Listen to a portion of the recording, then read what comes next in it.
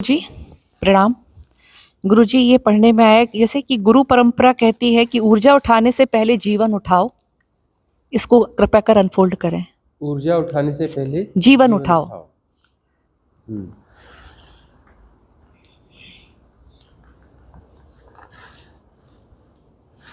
ऊर्जा उठाने से पहले जीवन उठाओ, ये सांकेतिक भाषा में कही हुई बात है।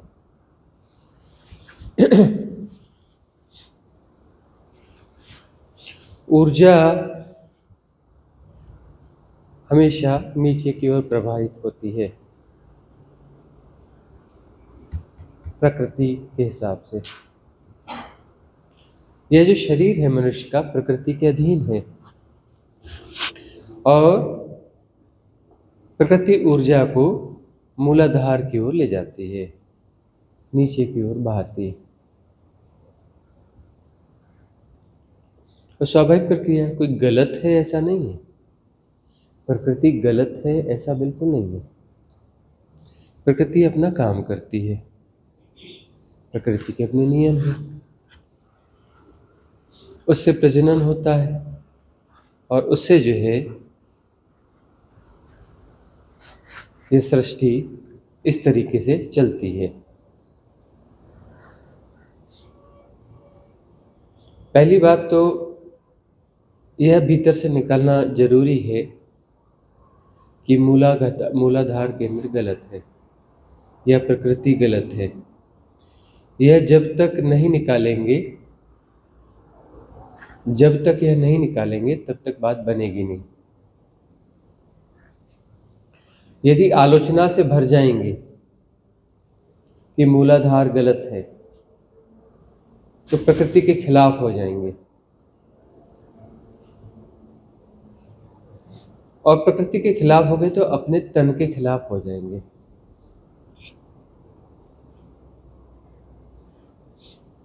जैसे ही हम अपने शरीर के खिलाफ हो जाते हैं, हम अपने आधे हिस्से के खिलाफ हो जाते हैं।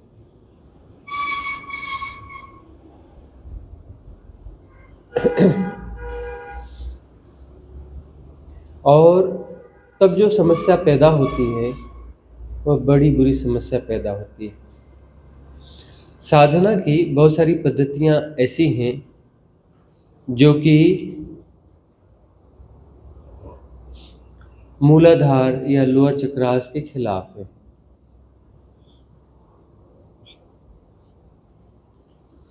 उनके साधना के उत्थान का मतलब है कि लोअर चक्रास को नष्ट कर दो तो साधना हो गई। इस प्रकार की साधनाएं हैं।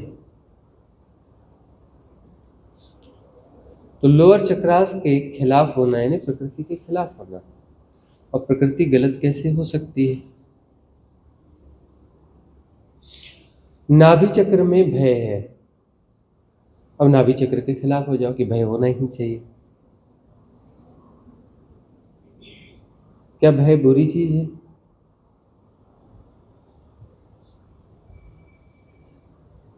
अब इस प्रकार से बात आती है तो चलो हम कहते हैं, ये बताओ, संकल्प अच्छी चीज है? हो गया, हाँ संकल्प अच्छी चीज है ना।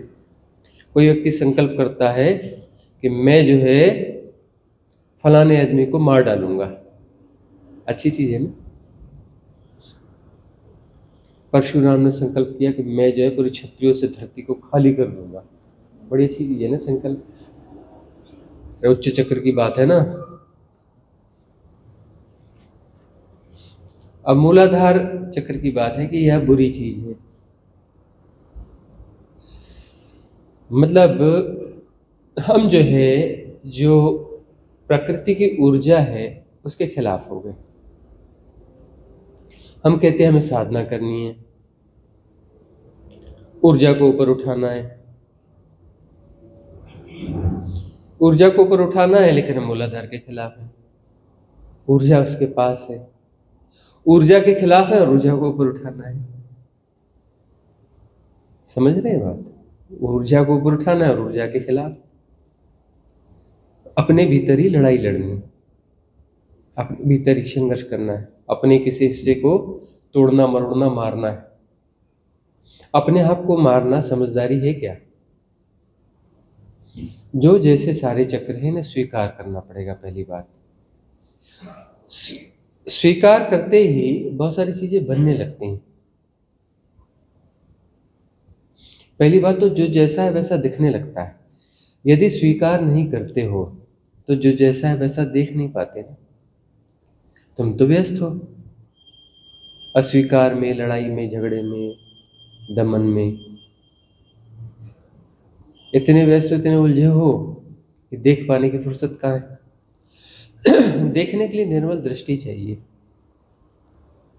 जो सम्यक दर्शन है वह निर्मल दृष्टि से ही संभव है। आग्रहों पूर्वाग्रहों के साथ देखा नहीं जा सकता। तो ऊर्जा जो है मूलाधार में है और मूलाधार के निकट है, वहां कुंड है। ऊर्जा सारी जो है नीचे है। प्रकृति मनुष्य रूप में तुम्हें जन्म देती है और ऊर्जा को निचले चक्रों में स्थापित करती है। ऊर्जा वहां पर है। कुंड भी मूलाधार के निकट निकट है, याद रखना। कोई कुंड तुम्हारे सिर में, सहस्त्रार में या आगे चक्र में नहीं होता। तो कुंडलिनी शक्ति कहते हैं ये मूलाधार के पास में, और वहां से ऊर्जा निकल करके मूलाधार में चली जाती है। पहली बात यह गलत नहीं है।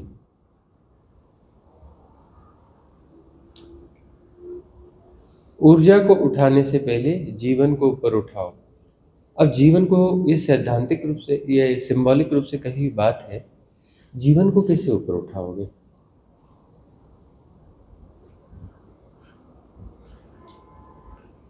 तो जीवन की समझ चाहिए। जीवन को ऊपर उठाना मतलब जीवन की समझ चाहिए। जीवन की समझ जो है वह जीवन को ऊपर उठाना है। जीवन क्या है?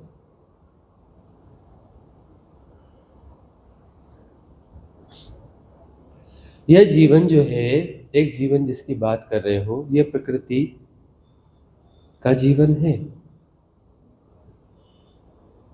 तो प्रकृति का जीवन जो है वह पशुवत है, पाश से बंधा हुआ है। पाश से बंधा हुआ है।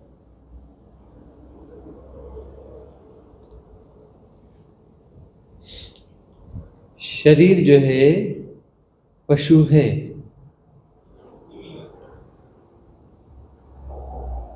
और इसके साथ में एक मन है मनुष्य के पास। यह मन जो है थोड़ा अलग है, क्योंकि मन पशुओं के पास भी है, पक्षियों के पास भी है, लेकिन वह मन जो है अवचेतन है, सबकॉन्शियस है, चेतन नहीं है। मनुष्य के पास में चेतन मन भी है, अवचेतन भी है और चेतन भी है। अवचेतन मन यानी प्रकृति, अवचेतन मन का अर्थ होता है प्रकृति।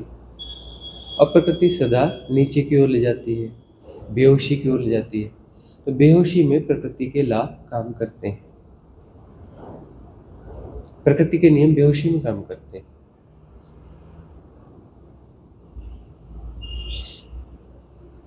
चेतन मन यदि यथाभूत जान रहा है तो जानेगा किसको? सबको जानेगा। वस्तु तो ऊर्जा को ज्यादा जानेगा कि ऊर्जा जहां पर है उसको स्वभावतः जाना ज्यादा जानेगा। जहां पर ऊर्जा है, ऊर्जा कहाँ है? नीचे है, मूलाधार में। जहां ऊर्जा है वहां तो जानना होगा ना। ऊर्जा नाभि में, स्वादिष्ठान में, लोअर चक्रास में ऊर्जा है ना, उन्हें जाना जाएगा।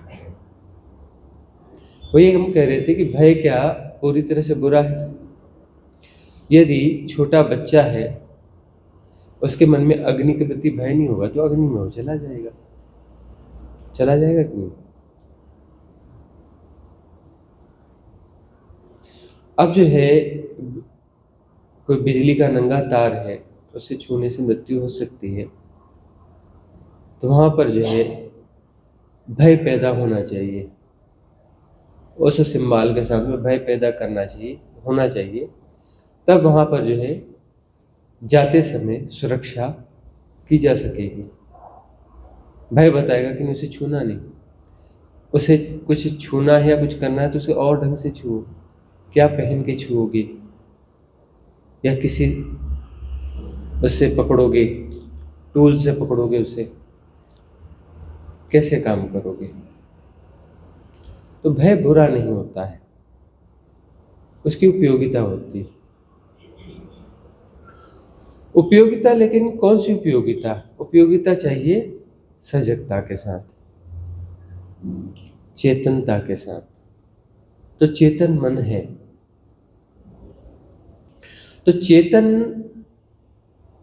मन के द्वारा, चेतना सजगता के द्वारा यदि उन प्रकृति के नियमों का प्रयोग किया जाए तो वह जीवन का ऊपर उठना है। कॉन्शियस माइंड के द्वारा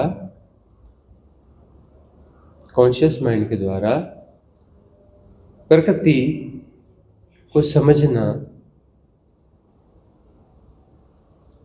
और प्रकृति के नियमों का उदात्त प्रयोग, वह जीवन का ऊपर उठना है। तो उदात्तता का विकास जरूरी है, क्योंकि देखो कि जब चुनाव होते हैं, एक बड़ा अच्छा आदमी है, सीधा साधा आदमी है, और वो चुनाव में खड़ा होता है, लोगों के मन में आता है इस आदमी को हमें वोट देके जिताना चाहिए, कितना सीधा साधा अच्छा आदमी है, और वह आदमी जीत जाता है। और वह सीधा साधा अच्छा आदमी जीतने के बाद अपने रंग रूप दिखाता है।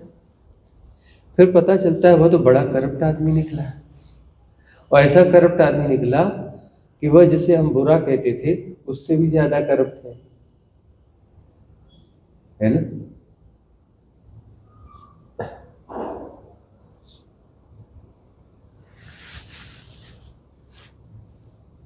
वह सीधा साधा जो बंदा दिख रहा था, वह सीधे साधे बंदे के साथ में समस्या यह थी कि वह, उसके हाथ में शक्ति थी नहीं। जब शक्ति आई तो अपने मन में दबी हुई जो भी चीजें थी, वासनाएं थी, उसका प्रयोग उसने कर लिया। तो जो तुम्हारे भीतर है, तुम्हारी जो चाहना है, जो तुम करना चाहते हो, जो तुम्हारी टॉप प्रायोरिटीज हैं, तुम्हें शक्ति मिलेगी तो तुम वही करोगे। इस सीक्रेट को समझ लो। जब भी तुम्हारी क्षमता का विकास होगा, तुम अपनी टॉप प्रायोरिटीज को पूरा करोगे। तुम्हारी टॉप प्रायोरिटीज क्या है? किसी ने काम वासना का दमन किया है, धन का लोभ है, प्रतिष्ठा का लोभ है, उसे शक्ति मिलेगी तो उनको किसी भी प्रकार से पूरा करेगा। अब उदात्त गुणों का कोई विकास कर रहा है जीवन को उठाने का, तो उदात्त गुणों का कोई विकास कर रहा है कि मेरे पास थोड़े से ज़्यादा पैसे आ गए तो मैं सोच रहा हूँ कि अरे किसी भूखे को भोजन करा दूँ तो मज़ा आ जाएगा। हाँ? थोड़ा सा कुछ आ गया, ज़्यादा धन आ गया, अरे किसी गरीब के बच्चा कहीं पढ़ लिख जाए, ये पैसा वहाँ लग जाए तो फिर बात बन जाएगी, आनंद आ जाएगा। ऐसे उदात्त गुणों को यदि कोई जीने वाला बंदा है, जो अपनी शक्ति, थोड़ी भी शक्ति पैदा होती है तो वो कल्याण की बात सोचने लगता है। कुछ और धन हो जाए तो कहीं पर कुछ आध्यात्मिक साधना केंद्र हैं, यह है वह है, तो वो उनको कुछ सहयोग हो जाए, वहाँ लोग साधना कर पाए। ऐसे व्यक्ति के पास यदि शक्ति आती है ऐसे व्यक्ति के पास यदि शक्ति आती है तो कल्याण होता है। ऐसा कोई राजनीतिक यदि सच में जीत जाए तो वह तो कल्याण ही होगा, है ना। उस जनता का, वहाँ की जनता का कल्याण हो जाएगा। तो जीवन में उदात्त गुण, जीवन के ऊपर उठना का मतलब है उदात्त गुण यदि हो जाते हैं और उसके बाद यदि ऊर्जा उठती है तो ऊर्जा उन्हीं उदात्त गुणों को ही मिलेगी ना, उदात्त गुणों को मिलेगी तो साधना फलीभूत होगी। क्योंकि शुरुआत में तो पुण्य किए जाते हैं, पुण्य करते करते करते करते जो है फिर करुणा तक पहुंचते हैं। और जब करुणा होती है, करुणा तो तभी होगी ना जब साधना की उच्च अवस्था होगी, तभी तो करुणा फलित होगी। कुंडलिनी शक्ति जागेगी। कई बार किसी योग संयोग से कुंडलिनी शक्ति जाग जाती है जबकि लोअर चक्रास में अशुद्धियां हैं। होता है ऐसा कि लोअर चक्रास ठीक से शुद्ध नहीं हुए, लेकिन अब कुछ साधना विधियां मिल गई, कई बार मिल जाती हैं क्योंकि सदगुरु अवगढ़ होते हैं, साधना विधियां दे देते हैं और देशना भी दे देते हैं। देशना में बैठे हैं लोग, उसमें कुछ ऐसे भी लोग बैठ गए। अब बाय द वे कुंडलिनी शक्ति जाके किसी ऐसे बंदे की जिसमें उदात्त गुण नहीं है तो वह क्या करेगा? अपनी टॉप प्रायोरिटीज को ही तो जिएगा ना। उसकी टॉप प्रायोरिटीज लोअर चक्र से संबंधित है ना, उसे अपनी वासनाओं की प्रतिपूर्ति करनी है ना। तो वासनाओं की प्रतिपूर्ति करेगा वह, तो उससे जो है नुकसान होगा। वो कहेगा कि मुझे लोग जो है मुझसे डरे, मुझसे प्रभावित हों, उसके लिए वो सिद्धियां अर्जित कर लेगा, सिद्धियों से लोगों को डराता फिरेगा, डराता फिरेगा ना। बस्तर ये एमपी है ना, एमपी में ही था पहले, अब छत्तीसगढ़ हो गया है। और कुछ और क्षेत्र हम भी जहाँ थे वहाँ पर भी ये सब था, और बस्तर में तो बहुत ज़्यादा रहा। वहाँ पर जो है ऐसे ग्रामीण क्षेत्रों में बहुत सारे लोगों की शक्तियाँ जाग जाती रहीं। तो उसमें बहुत सारे लोग इसका दुरुपयोग करते थे। वह जो है दिखाएंगे कुछ ऐसा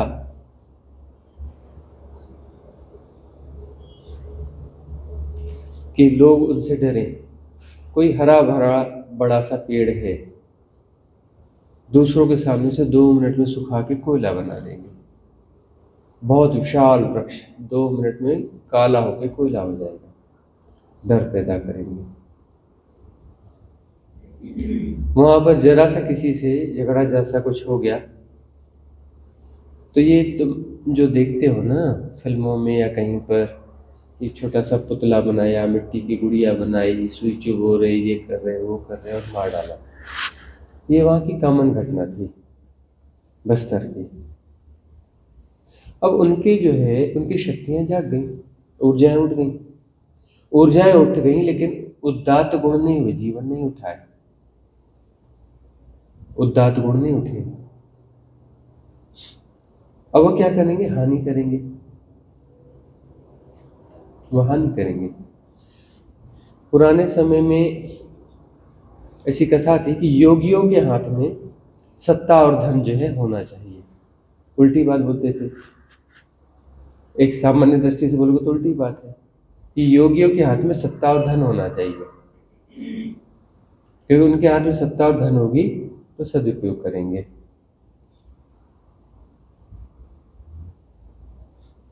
हालांकि योगियों को तैयार करना मुश्किल है, वो सत्ता ले लो, नहीं हम काहे के लिए लेंगे अभी तुम्हारी सत्ता। धन ले लो, बोले तो चौकीदार है, तुम्हारे धन की रक्षा करेंगे।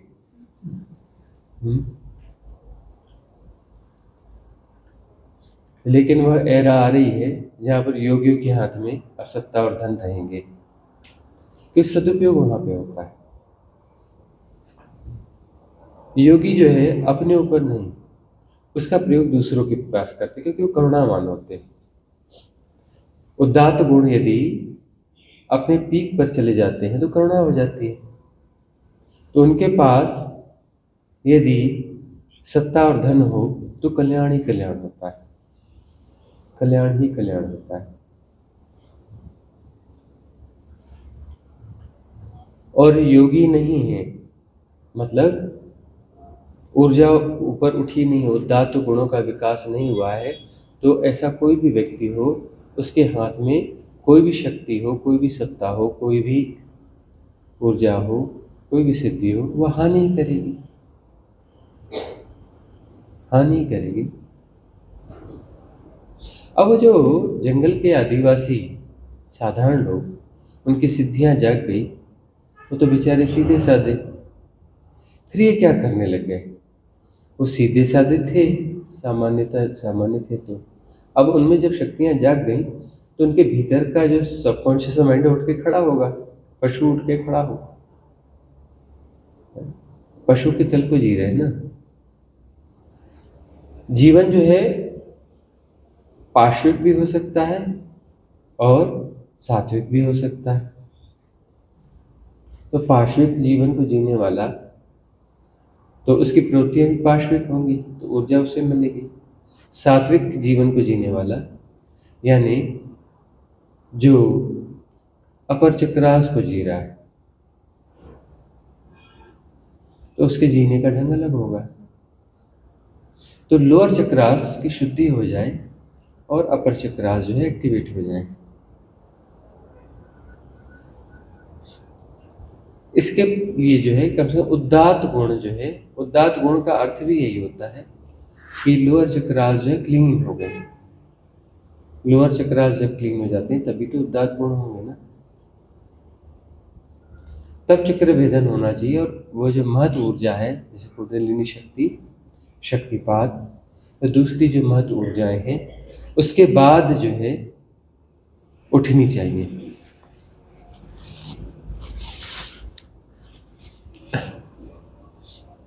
नहीं तो खतरा है।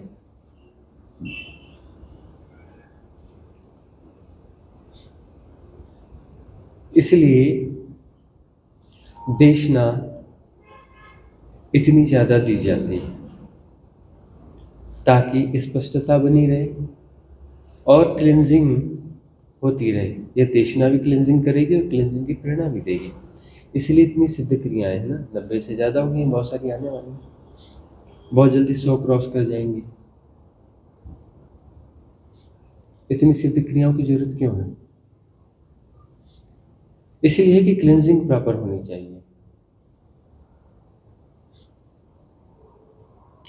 देशनाएं, बहुत सारे साधक कहते हैं कि बहुत क्लिष्ट देशना है, बहुत कठिन देशना है, समझने में दिक्कत होती है। हम कहते हैं कि सुनते रहो, सुनते रहो, सुनते रहो, धीरे धीरे सरल लगने लगेगी, समझ में आने लगेगी। समझ में आने लगेगी, तुम्हारा तल एकदम से ऊपर उठ जाएगा और ऐसी क्लिनजिंग होगी, ऐसी क्लिनजिंग होगी कि उसके बाद में तुम्हारे हाथ में कभी कोई शक्ति आएगी, तुम्हारे भीतर कुंडलिनी शक्ति जागे, शक्तिपात हो, तो उससे जो है कल्याण ही होगा। फिर तुम्हारा भी कल्याण होगा, दूसरे का भी कल्याण होगा। पहले आत्म कल्याण, फिर पर का कल्याण।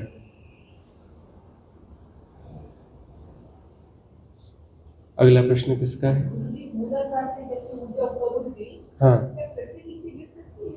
नहीं, मूलाधार से ऊर्जा ऊपर उठती है और गिरती भी रहती है, उसमें कोई वो नहीं है। ऊपर उठती है, नीचे गिरती है, ऊपर उठती है, नीचे गिरती है, यह तो चलता रहता है जब तक चक्र भेदन पूरा न हो जाए और ब्रह्मरंध्र न खुल जाए।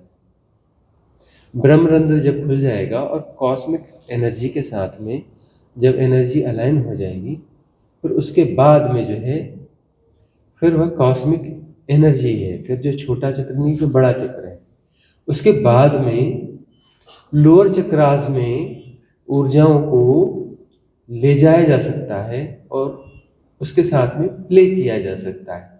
माया तुम्हें नहीं चलाएगी, फिर माया तुम्हें ऑपरेट नहीं करेगी, तुम लीला कर सकते हो। अभी माया तुम्हें चलाती है, उसके बाद में तुम लीला कर सकते हो। अब ये जो है ऋषि मुनि हैं, गुरु नानक देव हैं, कबीर हैं, इन्होंने बच्चे कैसे पैदा किए, है ना, प्ले कर सकते हैं। उसके बाद में कृष्ण है, ये हैं, जितने कितने ऋषि मुनि उन्होंने बच्चे पैदा किए ना। और कई बार अब शासन चलाया जनक ने, और कृष्ण भी राजा थे, कूटनीति और यह, तो ये कूटनीति और ये सब कहाँ से आई, लोअर चक्रा की बातें है ना। तो लोअर चक्रा के टूल को उन्होंने उपयोग किया। वे राजपाट ऐसे ही चला लोगे? अपर चक्रा से राजपाट चलता है क्या? राजपाट अपर चक्रा से चल सकता है क्या? लोअर चक्रा से चलेगा ना, उसमें लोअर चक्रा से उनकी भी जरूरत पड़ेगी। और लोअर चक्रा बुरा है, अपर चक्रा जो है सही है, यह कोई बात हुई क्या? सिर्फ शुद्धि की बात है, सिर्फ शुद्धि होनी चाहिए। लोअर चक्रास बुरा नहीं है, लोअर चक्रा बुरा है तो काट के फेंक दो। तुम लो एक तलवार, है ना, छाती के ऊपर कैसा रख लो, छाती के नीचे कैसा काट के फेंक दो, ठीक है ना? ठीक है ना बात? काहे के लिए लंबी चौड़ी साधना करें, तलवार उठा के उस काटना मारे, लोअर चक्रा को काट के फेंक दो। बुरा बुरा का सवाल नहीं होता, शुद्धि का सवाल होता है। वहां पर ऊर्जाएं पागल नहीं होनी चाहिए, है ना? संतुलित होनी चाहिए। ऊर्जा जो है रिदम में होनी चाहिए। ऊर्जा रिदम में है तो सारे चक्र अच्छे हैं।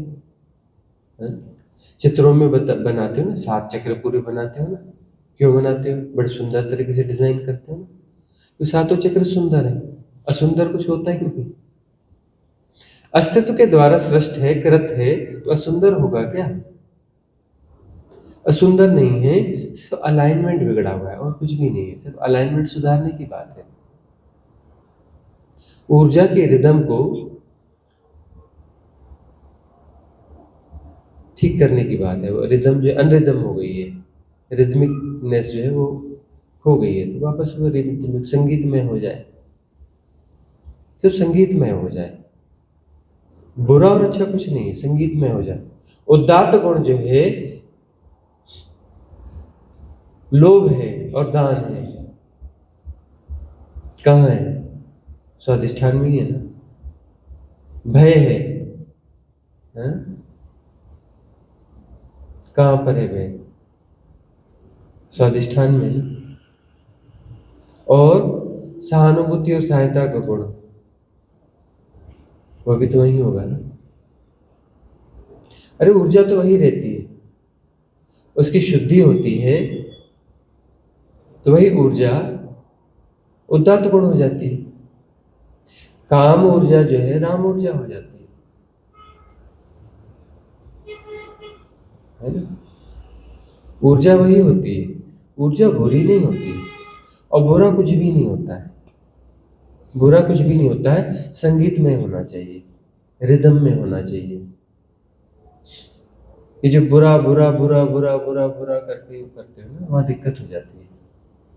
शुद्धि हो जाए और संगीत में हो जाए, तो जैसे ही वह संगीतमय हो जाएगा, बात बन जाएगी।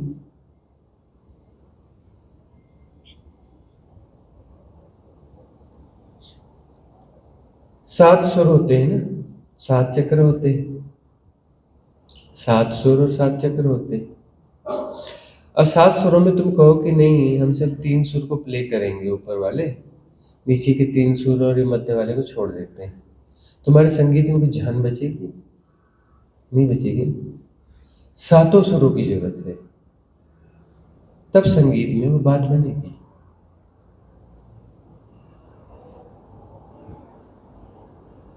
शुद्धि चाहिए, क्लिंजिंग चाहिए। चक्र सारे शुभ हैं, सब कुछ शुभ है, बस उसमें रिदम खो गई है, रिदम वापस आनी चाहिए, इतनी सी बात है। ठीक है ना? गुरु जी, यहाँ पे एक प्रति प्रश्न उठता है कि हाँ। जो लोग जो किन्नर होते हैं, हाँ। तो उनके केस में ये प्रकृति का लॉ किस तरीके से काम करता है? हाँ, यदि कोई किन्नर है तो उनके से प्रकृति का लॉ किस तरीके से काम करता है। उनके निम्न चक्र जो हैं, ऊर्जा तो वहां पर है ना? ऊर्जा उनके पास में है। वह जो है, यदि वहां से प्रकृति के हिसाब से ऊर्जा का क्षय नहीं कर पाते हैं, तो उन्हें कुछ एक्स्ट्रा एक्टिविटीज करनी पड़ेंगी, क्योंकि ऊर्जा को बाहर निकालना है। तो वास्तव में जो किन्नर होगा, तो उसको देखना है कि उसके पास शक्ति ज़्यादा होगी, फिजिकल शक्ति ज़्यादा होगी, थकते नहीं है वो, है ना? उनको जो है ज़्यादा एक्टिविटीज़ करनी पड़ेंगी, ज़्यादा घूमना, ज़्यादा बोलना, ज़्यादा कुछ करना। ऊर्जा को एक्टिविटीज़ के माध्यम से खर्च करना पड़ेगा। एक्टिविटीज़ के माध्यम से उन्हें ऊर्जा को खर्च करना पड़ेगा, क्योंकि ऊर्जा को खर्च करना पड़ता है। अब ये जो है, योगी क्या करते हैं? योगी ऊर्जा को ब्रह्म क्षेत्र में ले जा लेते हैं, अपर चक्रास में ले जाते हैं, और ब्रह्मरंध्र क्रिएट होता है, तो उस ऊर्जा को जब चाहे उनकी ऊर्जा निकलती रहती है, कॉस्मिक रिदम के साथ अलाइन होती रहती है। कृष्ण को हम क्या कहते हैं? महायोगी कहते हैं, है ना? परम योगी कहते हैं। तो जब चाहेंगे ऊर्जा को ऊपर ले जाएंगे, और जब चाहेंगे ऊर्जा को नीचे ले आएंगे, है ना? तो गृहस्थ है ना कृष्ण, ढेर सारी रानियां हैं ना उनके पास, और वो महायोगी है, उसके बावजूद वो महायोगी है। चक्र भेदन हो चुका है, चक्र भेदन उन्हें पता है, चक्रों की शुद्धि भी है, चक्रों की शुद्धि भी है और चक्र भेदन भी है। सारे चक्र भेद दी गई, सुषुम्ना नाड़ी भी एक्टिवेट है। ऊर्जा को जब जिस चक्र में जरूरत हो उस चक्र के साथ एक्टिवेट कर सकते हैं। किसी चक्रों में ऊर्जा को एक्टिवेट करके राजपाट भी चला रहे हैं, कूटनीति भी कर रहे हैं, अदर किसी और चक्र को एक्टिवेट करके युद्ध भी कर रहे हैं, युद्ध भी करवा रहे हैं ना युद्ध। और ये सृष्टि जो है ना, ये सृष्टि प्ले है, लीला है, इसमें 7 स्वरों की जरूरत है। 7 स्वरों के साथ में सुरम्यता, सौम्यता होती है, आनंद होता है 7 स्वरों के साथ में।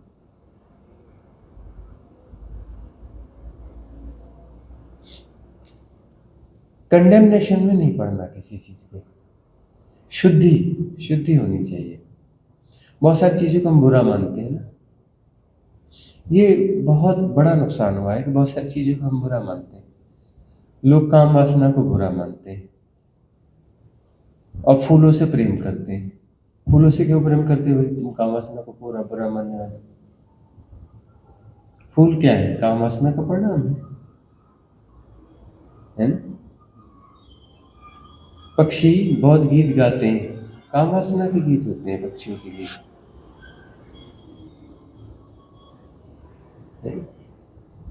प्रकृति का जो सौंदर्य है वो काम वासना से प्रकट होता है।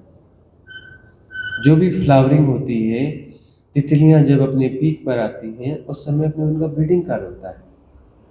जब अपने परम सौंदर्य में होती है तितली, युवावस्था में होती है, तो पूरा सौंदर्य फूट पड़ता है ना?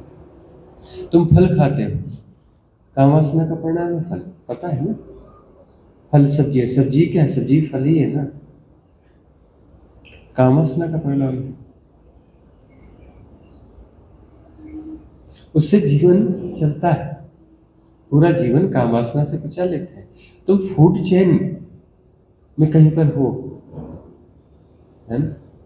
तुम बहुत सारी चीजें जिनमें जीवन है वह तुम खाते हो, और वो कामवासना से हुआ है।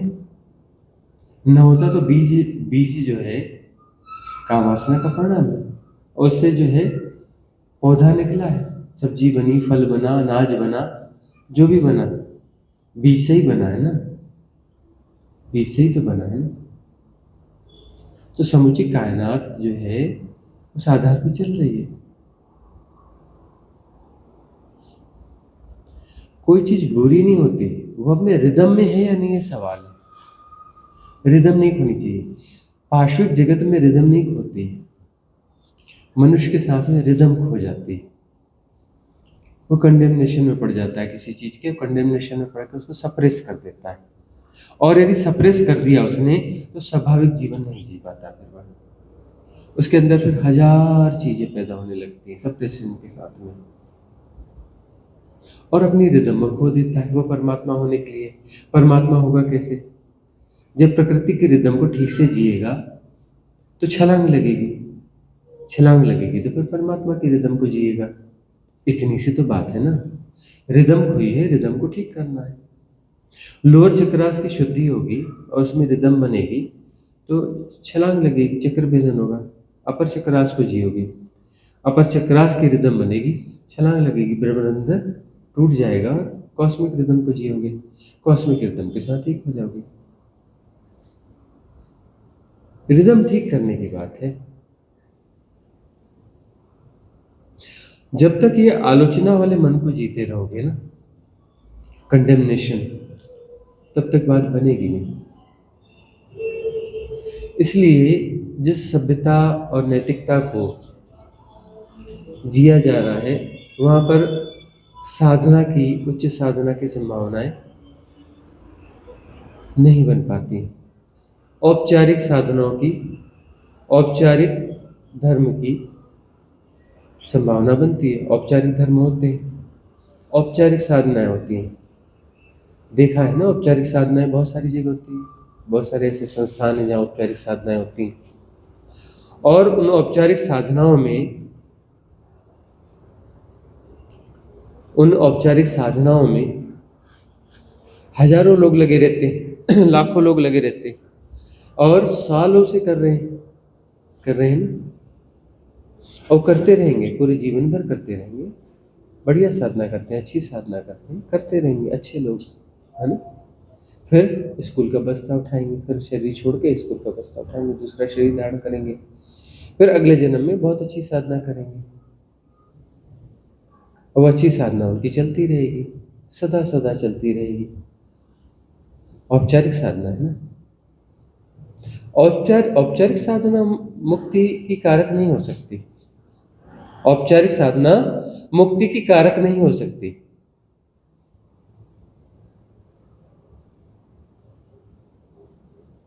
इस बात को याद रखना। सुसंगीत चाहिए, तब जाकर के बात बनती है। कंडेमनेशन है, 7 स्वरों का पूरा समायोजन चाहिए, 7 स्वरों का पूरा समायोजन चाहिए, तभी मुक्ति फलित होती है।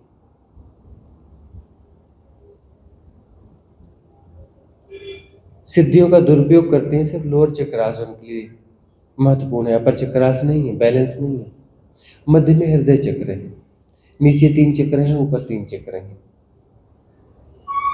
नीचे के 3 चक्र और ऊपर के 3 चक्र संतुलित होने चाहिए, और हृदय के तार जो है बराबर होने चाहिए, न बहुत ढीले न बहुत कसे हुए।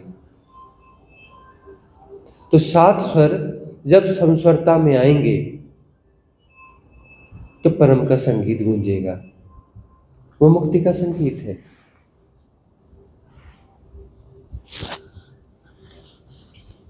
वो मुक्ति का संगीत है।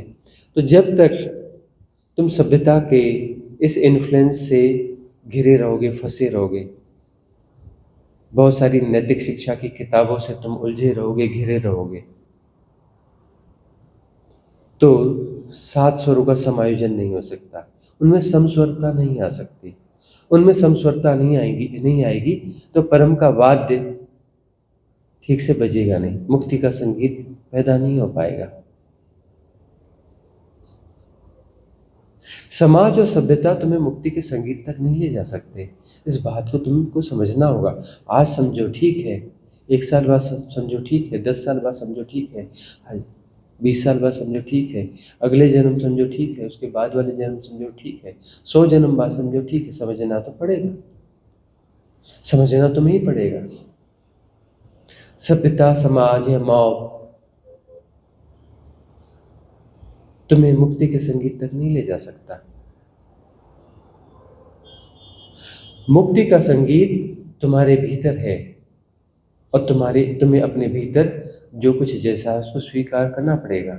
जैसा है वैसा ही स्वीकार करना पड़ेगा, लड़ना नहीं है। अब तक तुम लड़ते रहते हो, लड़ के तुम जो है अंतर के संगीत को बिगाड़ते रहते हो।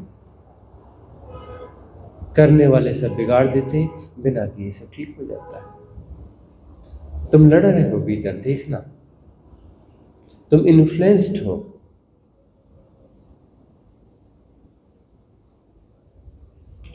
सभ्यता और समाज की विकृत अवधारणाएं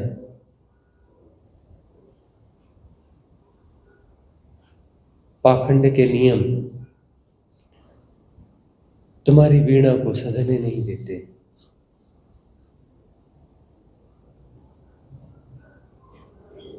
शुद्धि जरूरी है। समाज तुम्हारे चक्रों की शुद्धि नहीं कर सकता, सभ्यता तुम्हारे चक्रों की शुद्धि नहीं कर सकती, उसके नियम तुम्हारे चक्रों की शुद्धि नहीं कर सकते। साधना से होगा, वह भी सम्यक साधना से। समाज के द्वारा भी कुछ साधनाएं प्रचलित हैं। समाज के द्वारा प्रचलित साधनाएं तुम्हें मुक्ति तक नहीं ले जा सकती, तुम्हारे भीतर मुक्ति का संगीत नहीं पैदा कर सकती। सम्यक साधना ही मुक्ति का कारक होगी, सम्यक साधना।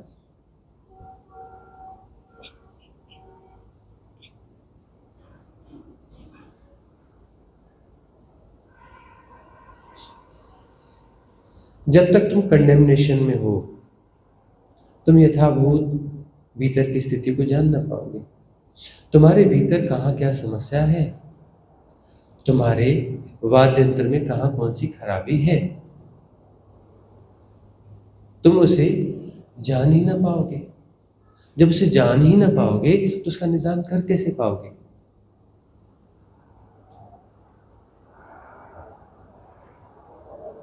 ठीक से जानना होगा ना। राइट डायग्नोसिस आधे से ज्यादा इलाज है। Right diagnosis.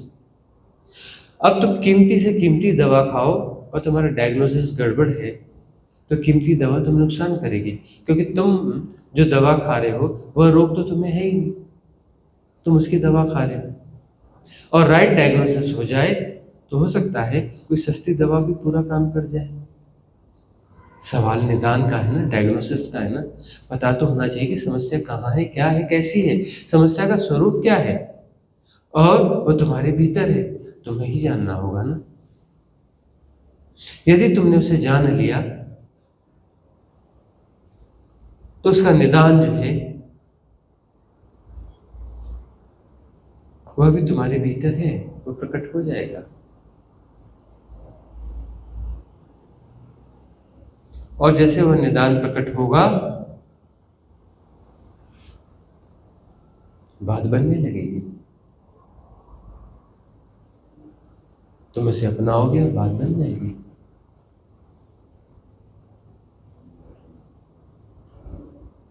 तो साधना की जो पद्धतियां हैं, सम्यक साधना की जो पद्धतियां हैं, वो तुम्हें क्लिनजिंग में ले जाती हैं। क्लिनजिंग के बाद, क्लिनजिंग में वो बहुत सारे इन्फ्लुएंसेस हैं वो दूर हो जाते हैं और तुम्हें समस्या यथाभूत दिखने लगती है और समस्या का फिर समाधान भी हो जाता है। मुक्ति का संगीत बजने लगता है, सातों स्वर समस्वरता में आ जाते हैं, भीतर का संगीत फूट पड़ता है, अनाहत नाद सुनाई पड़ने लगता है जो तुम्हारे भीतर गूंज रहा है सदा से, शाश्वत काल से।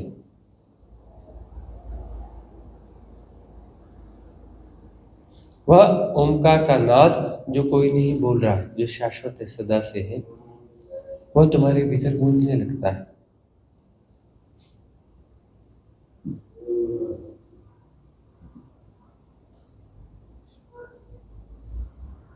और तुम्हारे भीतर मुक्ति का संगीत सघन होने लगता है, सघन होने लगता है। और एक दिन तुम परमानंद में लय हो जाते हो, क्योंकि मुक्ति का संगीत तुम्हें परमानंद में लय करने के लिए है। वह तुम्हारा वाहन है, वह तुम्हारी नाव है, वह तुम्हारी नाव है, मुक्ति का संगीत। वही तुम्हें वैतरणी पार कराएगी।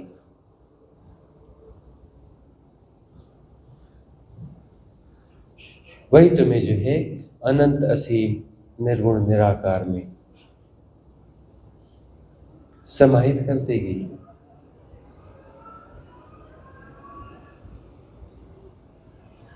गांठ बांध के रख लो। यदि तुम कंडेमनेशन को जी रहे हो,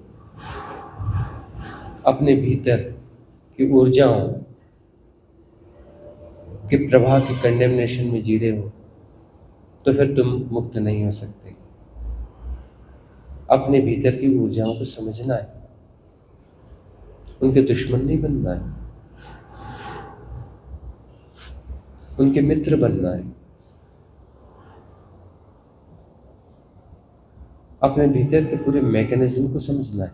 शुद्धि, लड़ाई नहीं, संघर्ष नहीं, शुद्धि। और शुद्धि के बाद सारे चक्र उपयोगी हैं। सारे वाद्य यंत्रों की जरूरत है। सभी वाद्य यंत्रों से मिलकर के मुक्ति का संगीत प्रकट होता है, प्रतिध्वनित होता है। अगला प्रश्न किसका है? अगर ऊब हो जाए काम वासना से तो भी क्या मुझे मुक्ति मिलेगी? काम वासना से ऊब हो जाए तो उसके बाद जो है अपर चक्रास में जाएगी, ऊर्जा अपर चक्रास में जाएगी। लेकिन यदि उसकी कोई प्रैक्टिस है ऊर्जा की नीचे जाने की, ऊब जो है मन के तल पे, ऊब जो है मन के तल पर है, और शरीर का मैकेनिज्म कभी कभी उसे भेजेगा नीचे, भेजेगा, उसके अपना ढंग है, लेकिन भेजेगा तो ज़्यादा देर वहाँ टिकेगी नहीं, कि उसको सपोर्ट नहीं मिलेगा ना, वह टिकेगी नहीं, फिर वो ऊपर चक्रास में चली जाएगी। ऊब का मतलब ठीक से भोग लिया ना, देख लिया ना। ऊब कैसे पैदा होती है? किसी ने कहा कि नहीं हम तो रसगुल्ले खाते ही नहीं बाबा, बड़ी ऊब हो गई है। पिछली बार कब खाए थे? बोले हमने कभी, पिछली बार क्या, हमने कभी खाया ही नहीं आज तक, और बहुत ऊब पैदा हो गई है। ये क्या है? जोक है ना। ऐसा हो सकता है कि ऊब हो गई, हमने कभी खाया ही नहीं और हमें ऊब हो गई।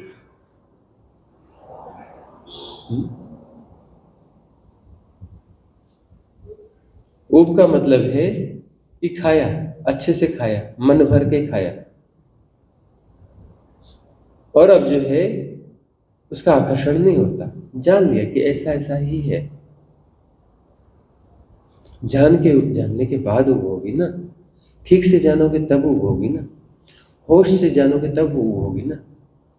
बेहोशी में लोग, बहुत सारे लोग शादी ब्याह में जाओ, ये उदाहरण हम ले रहे हैं, हमें ना पसंद है, लेकिन वहाँ पर वो जनरली ऐसे रसगुल्ले और ऐसे गुलाब जामुन रखे रहते हैं ना, तो वहाँ पर बोलते ऐसे कई लोग कहते हैं मैंने 20 खा लिए, मैंने 30 खा लिए, और हमें बड़ा आश्चर्य होता है कि इसने खाए कैसे। चलो बहुत अच्छे बने हो तो एक की जगह 2 खा लिया, और बहुत ज़्यादा ताकत लगा के तो 3 खा लिया, और 3 खाने के बाद भी पछताओगे, तीसरा खा के तो पछताओगे ही ना। तो कैसे कह लेते हैं कि हमने 20 खा लिए और 30 खा लिए? क्योंकि वो बेहोश थे, उन्होंने जो है ना इन्फ्लुएंस में थे। ये अच्छा गुलाब जामुन खाना, ये ऐसा होता है वैसा होता है, खाए जाओ, इधर डाला गप से अंदर के डाला, स्वाद तो लिया ही नहीं इसका। बेहोश आदमी खा सकता है ना, होश वाला आदमी तो एक पीस लेगा ना, धीरे धीरे धीरे धीरे उसको खाएगा, बोलेगा हाँ बहुत अच्छा है। दूसरा नहीं, फिर दूसरा कुछ खाएगा, कुछ साल्टेड खाएगा, यह खाएगा वो खाएगा, चलो एक आध और ट्राई कर लेता हूँ, क्योंकि स्वाद बदल गया। फिर एक आध जो है बोलेगा छोटा पीस कोई दिख जाए तो ले लेता हूँ, फिर उससे खाएगा। दूसरा खा के बोलेगा ये बहुत ज़्यादा खा लिया, और उसके बाद में तीसरा उसने खा लिया तो कहेगा कि ये तो गड़बड़ हो गई बात, आधा फेंक देता हूँ, कोई नहीं देख रहा है ना, इसको मैं जो कचरे के डब्बे में फेंक देता हूँ। उब गया। क्यों उबा? क्योंकि उसने स्वाद ले लेके खाया। तो तीसरा पीस उसने थाली में ले तो लिया, लेकिन अब सोच रहा है कि नहीं, इसको कचरे के डब्बे में चुपचाप फेंक देता हूँ। और एक ने 30 खा लिया और बोलेगा अगली कभी शादी आएगी तो फिर अब मैं 40 खाऊंगा। क्यों? क्योंकि वो बेहोश है, वो खाते समय उसके साथ नहीं है ना, राइट? ठीक से उसे जो है जान नहीं रहा है ना। तो सम्यक भोग जो है वो बात है, यदि किसी चीज को होशपूर्वक भोगा जाए तो उब जाओगे।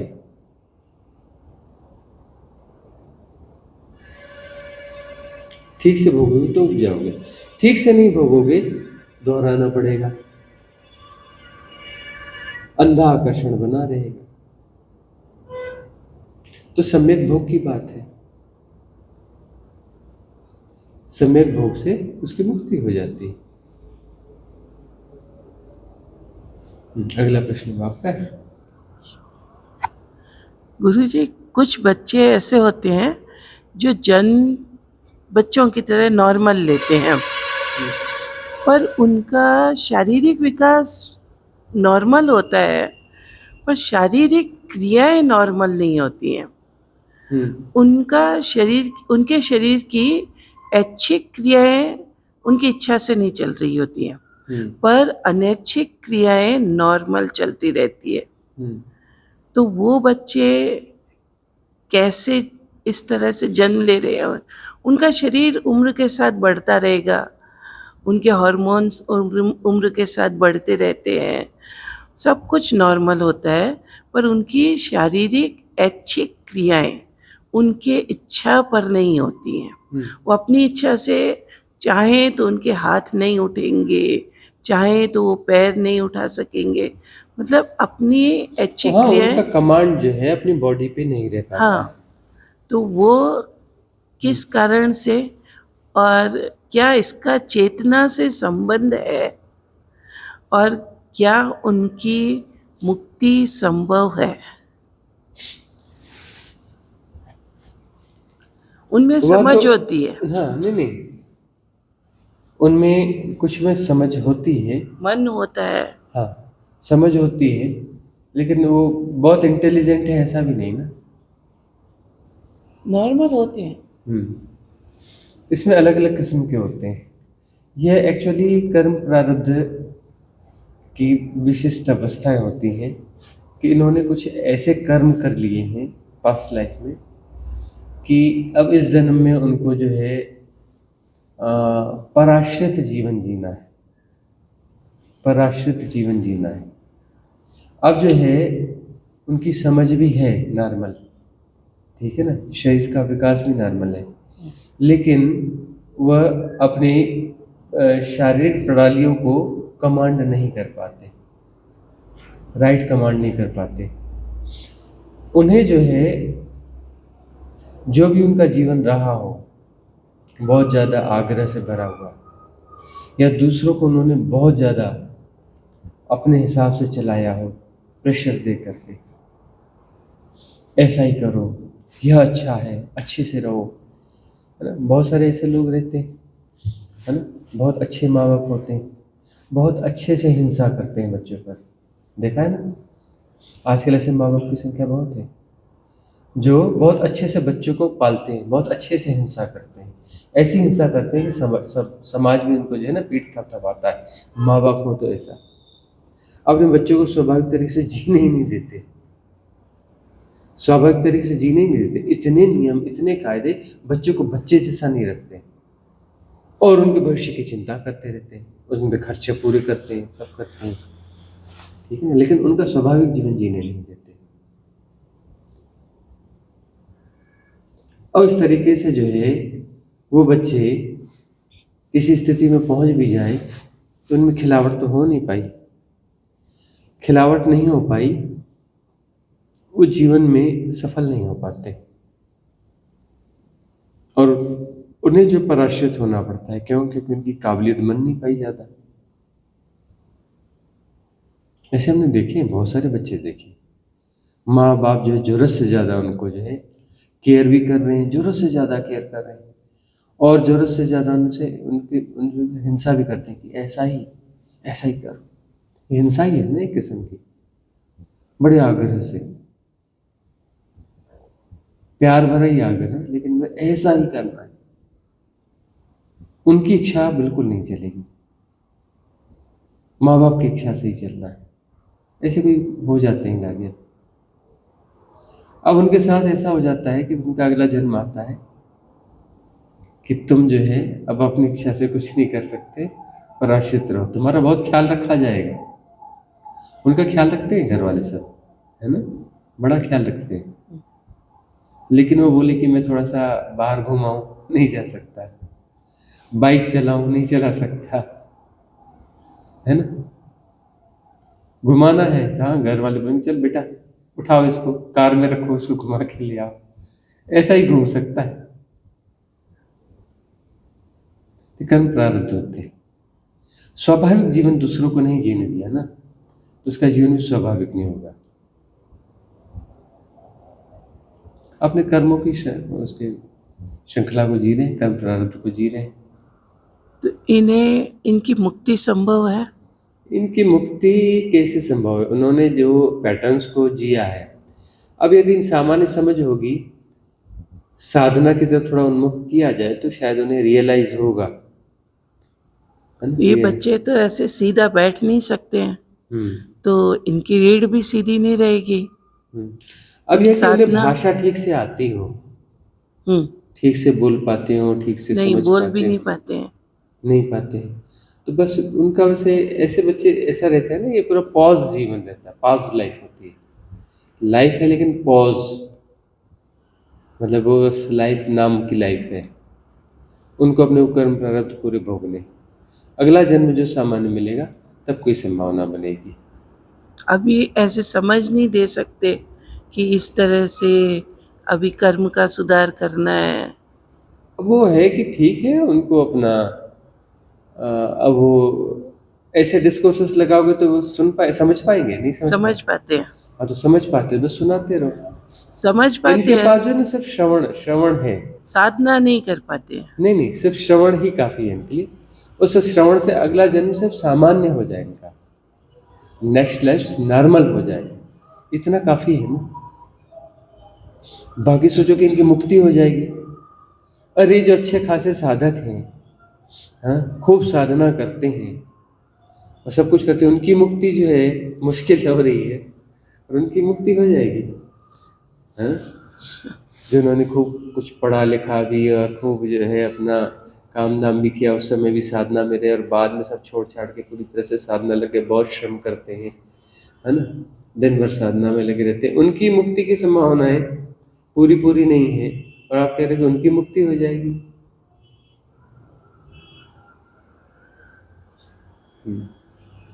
अगला प्रश्न किसी और का है?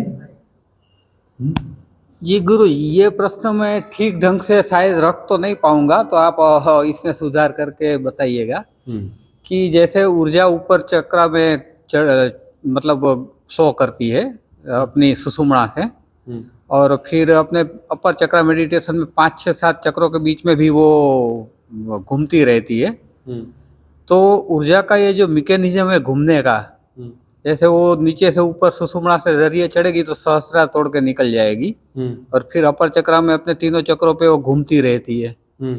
तो एक ये भी समझ में थोड़ा नहीं आ रहा है, और दूसरा कि ये जो ऊर्जा का जो लीकेज रहता है, और लोअर चक्र में तो चलो फिर भी समझ में आता है, लेकिन अपर चक्र में जो लीकेज होता है, जैसे एक बार घूमना शुरू हो गई 5 6 7 में ऊर्जा, तो उसका भी लीकेज कैसे रहता होगा, और वही ऊर्जा क्या एक सफिशिएंट क्वांटिटी में होने के बाद सहस्त्रार को तोड़ने में उपयोगी हो रही। ये जो ब्रह्म रंध्र से ऊर्जा निकलेगी, निकलने के लिए वहां पर रंध्र चाहिए ना। ब्रह्म क्षेत्र से ऊर्जा नहीं निकल सकती क्योंकि द्वार नहीं है, द्वार होना चाहिए, दशम द्वार वो खुलना चाहिए ना, दशम द्वार। तो दशम द्वार या ब्रह्म रंध्र जब खुलेगा तभी जाएगी। अभी जो ऊर्जा उठी ऊपर और ब्रह्म रंध्र कर देगी, आसान नहीं है ना, ऐसा चोट मारती रहेगी, टूटता नहीं है आसानी से।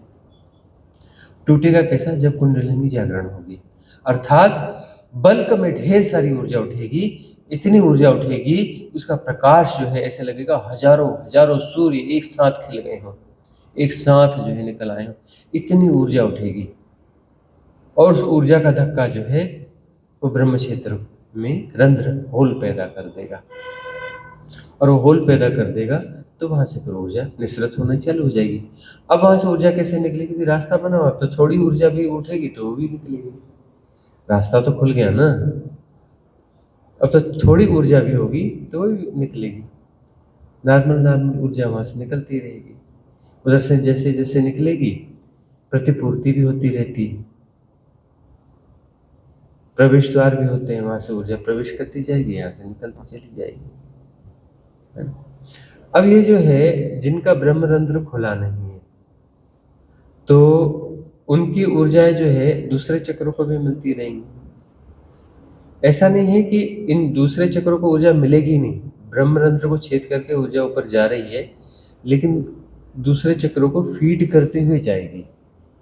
चक्र शुद्ध हो चुके हैं, शुद्ध है या अशुद्ध है सवाल नहीं है। जो भी ऊर्जा ऊपर उठती है तो जो भी चक्रास उसमें बीच में पड़ेंगे उनको ऊर्जा मिलती रहती है। हर चक्र में ऊर्जा रहती है ना, तो उनकी फीडिंग तो हो रही होगी ना, फीडिंग तो होती है ना। कोई पेड़ है और उसके ऊपर तक जो कुछ भी है, नीचे से जो भोजन जाता है सभी को मिलता है ना, पेड़ के हर हिस्से को मिलता है कि नहीं मिलता है? तो इसमें जो है ऊर्जा उठती रहती है, ऊर्जा नहीं उठती ऐसा नहीं है, बाकी चक्रों को मिलती रहती है, कम ज़्यादा जैसा भी है लेकिन मिलती रहती है, काम चलता रहता है। इसमें जो है ढेर सारी ऊर्जा निकलेगी और ब्रह्मरंध्र में छेद करके निकल जाएगी,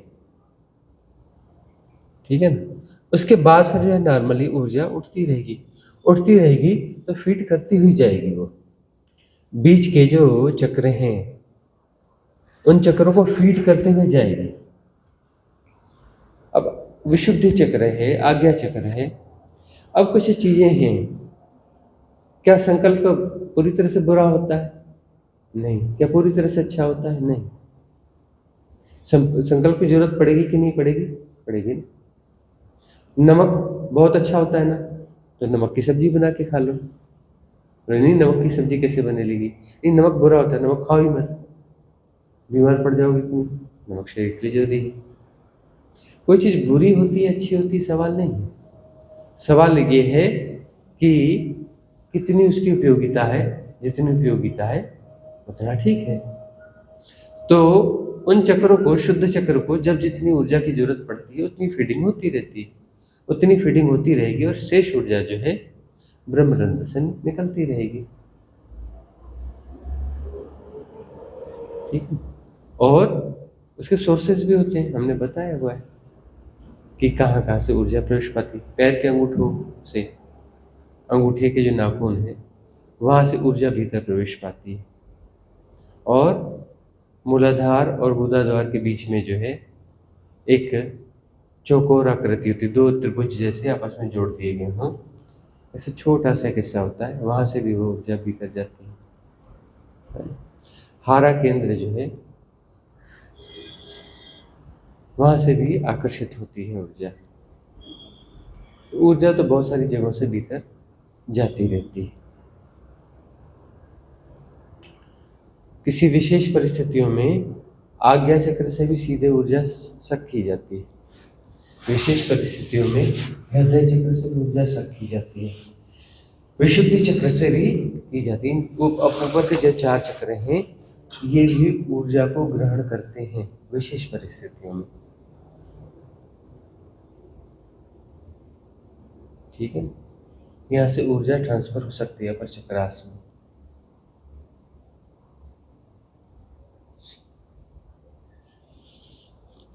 इसमें कुछ और है क्या?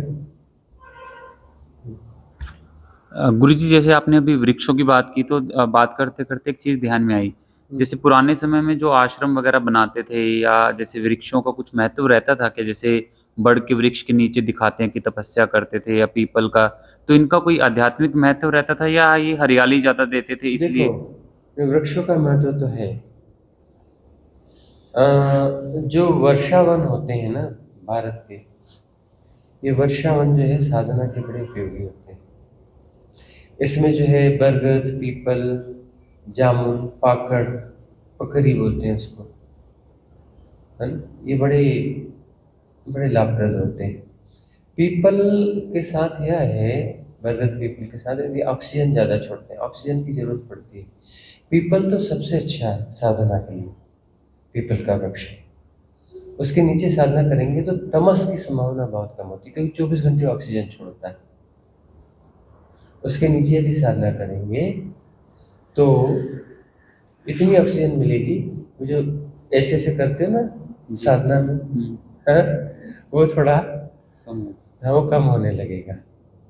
और वहाँ पे भस्त्रिका करोगे तो भस्त्रिका में ऑक्सीजन इतनी अंदर चली जाएगी, एकदम ताजा हो जाओगे, नींद की संभावना नहीं रहती। पीपल के पेड़ के नीचे सो के दिखना, नींद जो है गहरी नींद, सुषुप्ति नहीं होती वहाँ पर, सुषुप्ति नहीं घटती, वो हल्की फुल्की सी नींद आती है, बड़ी हल्की फुल्की सी नींद आती है।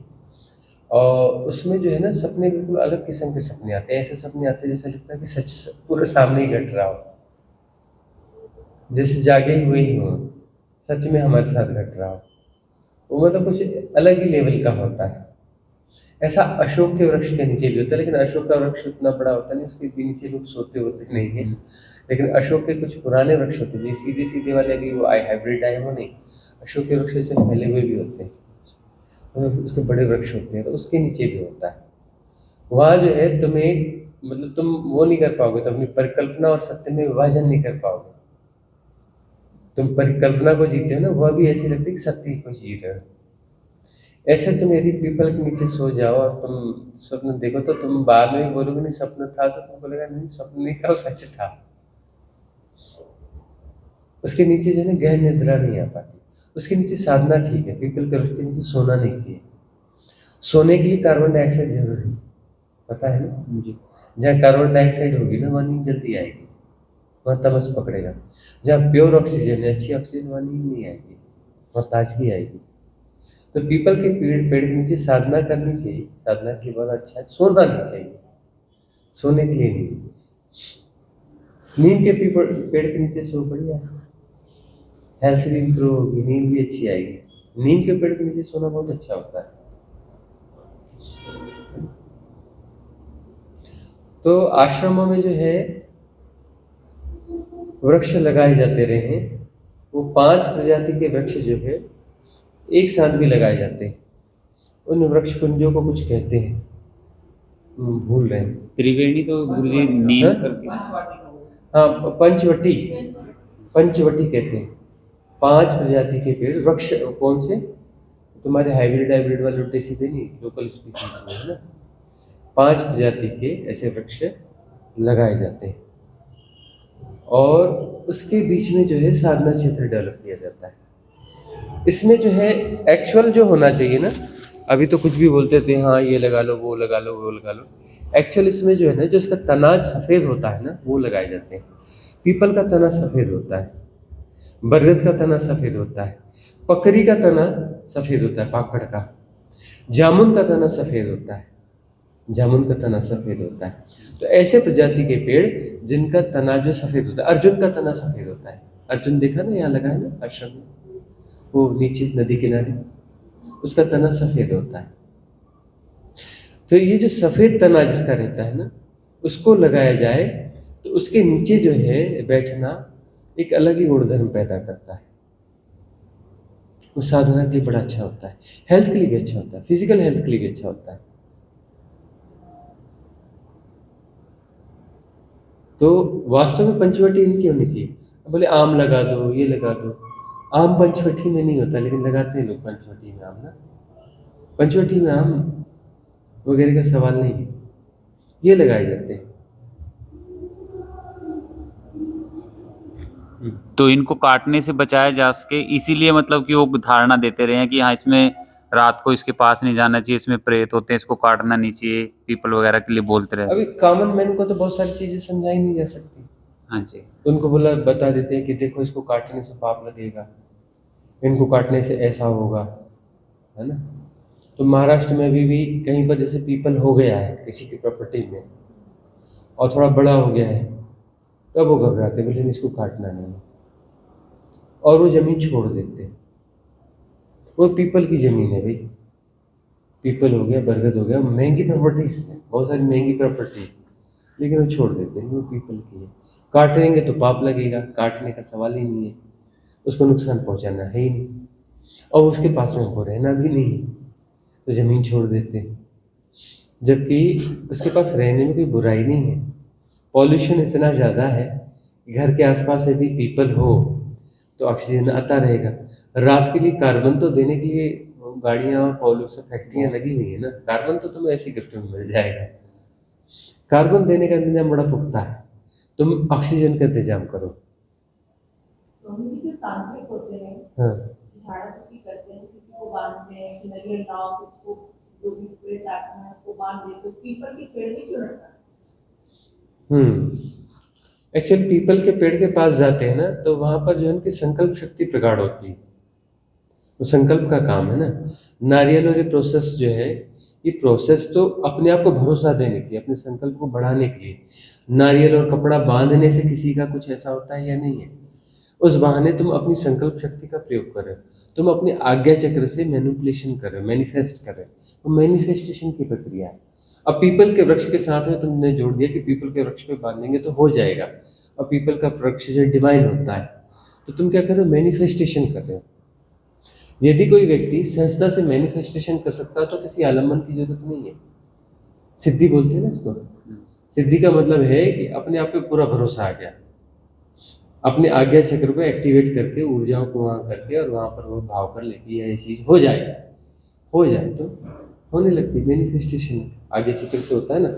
इसलिए हम कहते हैं ना कि ब्रह्म शरीर में आ जाओगे, ब्रह्म के केंद्र को जियोगे, जब तुम अहम ब्रह्मास्मि को जियोगे, तो जो तुम चाहते हो और जो होता है वह एक साथ होता है। इधर तुमने चाहा और चाहने के साथ वो चीज़ हो रही होती है। ऐसा नहीं तुमने चाहा अब 2 मिनट बाद होगी या 4 सेकंड बाद होगी या 2 सेकंड बाद होगी, नहीं। चाहना और होना एक साथ होता है, चाहना और होना एक साथ होता है। यदि तुम ब्रह्म काया को जी रहे हो, तो यदि तुम ब्रह्म काया को जी रहे हो, अपने ब्रह्म वाले केंद्र को जी रहे हो, जो तुम्हारी टांग ब्रह्म में फंसी हुई है, तो उस समय तुम जो चाहते हो और वह हो रहा होता है। भविष्य में टाइम गैप होता ही नहीं वहाँ पर। तो संकल्प में जो है टाइम गैप, यदि टाइम गैप देते हो ना, इसलिए चीजें नहीं हो पाती। यदि तुम पूरी शिद्दत से चाहो, मतलब अभी और यहीं चाहो, और पूरी शिद्दत से चाहो, तो अभी यहीं वो घट जाएगा। बहुत सारे ऐसे लोग जो है ना उस स्थिति में आ जाते हैं, और सहजता से कैसे भी आ जाते हैं, शिद्दत से चाहते हैं, वो चीज़ वहाँ प्रकट हो जाती है, वहीं प्रकट हो जाएगी ना। और षष्ठ केंद्र को जियो। अभी बहुत सारी चीज़ों को कई कथाएं मिथक लगती है, बहुत पुरानी बात नहीं। हिमानंद में ही 1800 कुछ में जन्म हुआ है, बहुत पुरानी बात नहीं, 1800 कुछ में जन्म। मृत्यु भी 1963-73 ऐसे कुछ में हुई है उसकी, हाँ 76 में हुआ है। 1976 में डेथ हुई है उनकी, 1800 कुछ में जन्म हुआ है। कितनी आयु पाई इन्होंने वो पता नहीं।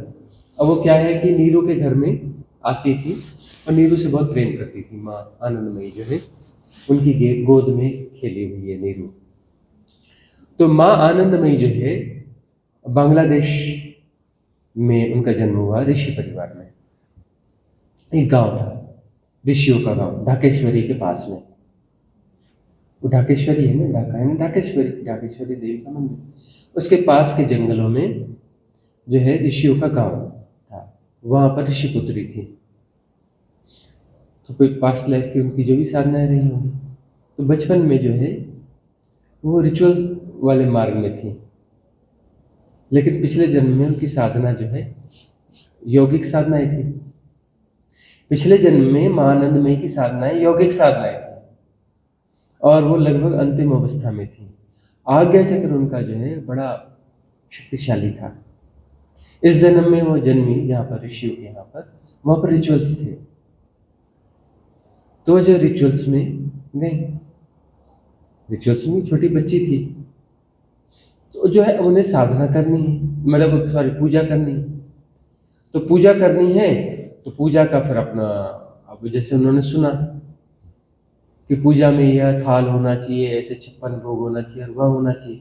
ऋषि परिवार में, गरीब परिवार में कहाँ से आएगा, वहाँ गुणा भाग था ही नहीं।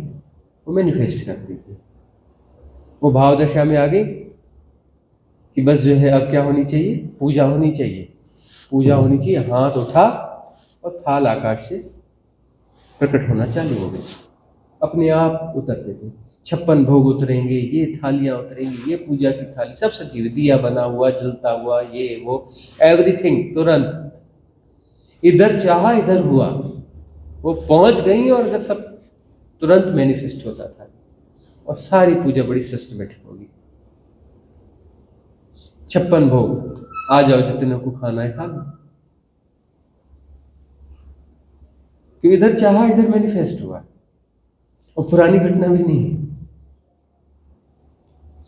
अब वो इतना मेरेकुलस है कि लोगों को विश्वास नहीं होगा। बोले सिंबॉलिक कुछ नहीं है, बिल्कुल सीधा सीधा होता था। हालांकि उनकी उम्र जैसे जैसे बढ़ती चली गई तो वह चीज़ जो है फिर धीरे धीरे नॉर्मलाइज हो गई। बाद में माँ आनंदमयी जो है, उन्होंने बहुत सारे शिवलिंग स्थापित किए, बहुत सारे मंदिर स्थापित किए, लेकिन शिवलिंग स्थापित किया करती थी। बाकी पूजा पद्धतियों को भी सहयोग किया करती थी, लेकिन स्थापित जो है शिवलिंग किया करती थी। और कोई योगी आ जाए तो कहाँ ही प्राइमरी की बात, बिल्कुल औपनिषद बातें करती थी, अद्वैत की बातें करती थी उनसे। जैसा बंदा आ जाए उससे वैसी बात करती थी, है ना। अब यदि उनके पास में कोई मुस्लिम परंपरा का बंदा आ जाए, बिल्कुल वो अपना जो है कुरान और उसकी ऐसी ऐसी बातें करेंगे, वो भी अपना बोलेगा बाबा इनको अभी छुआ नहीं, पढ़ा नहीं। तो जैसे अल्मोड़ा आया करती थी, उनको हिमालय पसंद था। देहरादून के पास में रायपुर है, वहाँ आया करती थी, वहाँ उन्होंने अपना शिवलिंग स्थापित किया था। अल्मोड़ा में भी उन्हें वो जगह पसंद आई थी। अल्मोड़ा आती थी तो वह बाबा नीम करोली वहाँ रहते थे। नीम करोली, नीब बोलते हैं। हाँ नीम करोली गए हैं वहाँ भी जी। तो उनसे फिर वो मिलत के फिर ऊपर जाती थी। तो एक जगह उन्हें पसंद आ गई तो उन्हें कहा आश्रम होना चाहिए, आश्रम वहाँ पे हो गया। तो भाई जी उनकी सेवा में रहा करते थे। भाई जी यानी कि अब उनका नाम बंगाली नाम था, लंबा चढ़ा मैं नहीं याद नहीं, उनको भाई जी कहते थे। वो पहले ICS थे, जो हिंदू थे, भारत के थे। ICS जो है, जो सबसे बड़ा पद होता है, जैसे IAS होता है ना, IAS भी छोटा पद होता है, ICS बहुत बड़ा पद हुआ करता है। तो पहले भारतीय ICS थे अंग्रेज सरकार में, बहुत बड़ी पोस्ट पे थे। तो वो उनकी सेवा में वो आए थे, किसी संयोग से आए थे रायपुर, वो जो देहरादून के पास में, वहाँ वो अपना एक मंदिर उन्होंने स्थापित किया था, शिवलिंग स्थापित किया था। वहाँ किसी संयोग से वो आ गए तो उन्होंने सुना माँ आनंदमयी है इधर, तो मिलने चले गए। तो फिर मिल लिए फिर वहीं रह गए। बोले बस मिल लिए, माँ बाप के पास ही रहेंगे। तो उन्होंने न इस्तीफ़ा दिया, न कोई सूचना दी, न घर वालों को बताया, न कोई लेना न कोई देना, बस हो गए, पहुँच गए। उन्होंने वो कोट पैंट सब फेंके, धोती निकाली, पहन ली। अब जो है गवर्नर को पता उनको हुआ कि गया कहाँ बंदा, गवर्नर परेशान। बोले वो मेन काम तो उसी से चलता है, इंटेलिजेंट बंदा है, सरकार चलेगी कैसे? पता करवाए, बोले वो उधर गया था बंदा गांव में, वो एक कोई माँ जी हैं, उन माँ के पास पहुंचा और बंदा वहीं रह रहा है, कोई सूचना नहीं, खबर नहीं। उसने गवर्नर ने कहा कि सब भाई तैयार करो, बग्घी तैयार करो, सब करो, व्यवस्था बनाओ, पूरा लाव लश्कर लो, चलो उससे मिलने चलना है। गवर्नर पूरा लाव लश्कर लेकर पहुंच गए। रायपुर से बहुत छोटी सी जगह थी, अभी भी कोई बड़ी जगह नहीं है, उसमें तो बहुत छोटा सा गाँव था। वहाँ पहुँच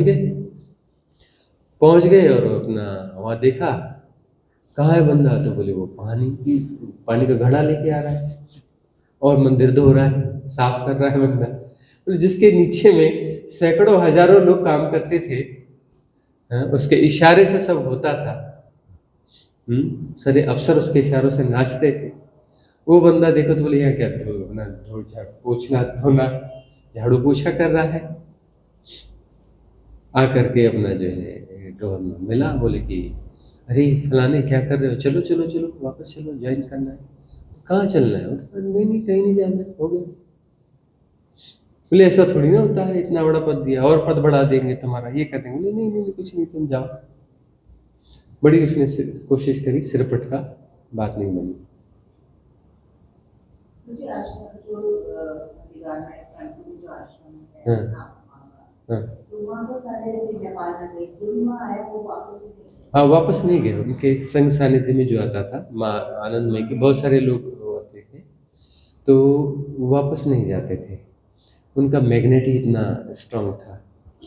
ममतामयी माँ, उनका फोटो भी देखोगे ना तो मुग्ध हो जाओगे। माँ आनंदमयी का फोटो भी देखोगे तो मुग्ध हो जाओगे।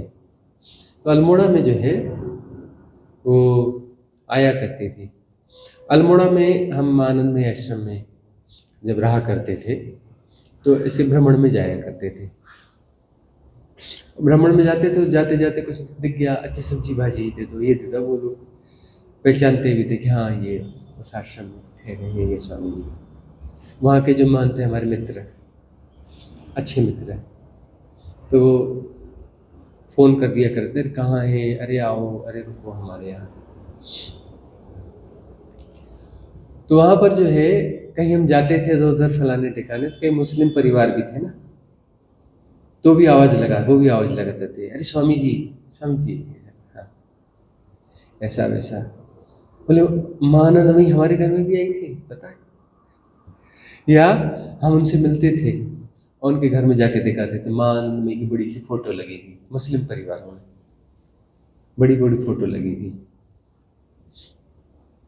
कहते हैं गुरुजी खाना याद नहीं रहता था उन्हें, 2-2 3-3 दिन के बाद सेवक ही होते थे, वही खिलाते थे खाना भी। हाँ, याद ही नहीं रहता था उन्हें। एक अलग ही भावदशा में रहती थी। तो घटना चर्चा कहाँ से शुरू हुई थी, छोर कहाँ पे था? और गुरुजी हमारा इतना सौभाग्य है कि यहाँ के कनखल में समाधि। अच्छा, आपका ही बगीचा है?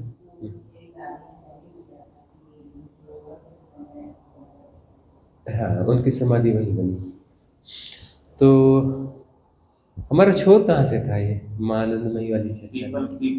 पीपल के पेड़ वगैरह से ना, तो मैनिफेस्टेशन से। तो माँ आनंदमयी जो है मैनिफेस्ट कर, इधर मैनिफेस्टेशन होता था, इधर जो उन्होंने चाहा उधर मैनिफेस्ट होता था।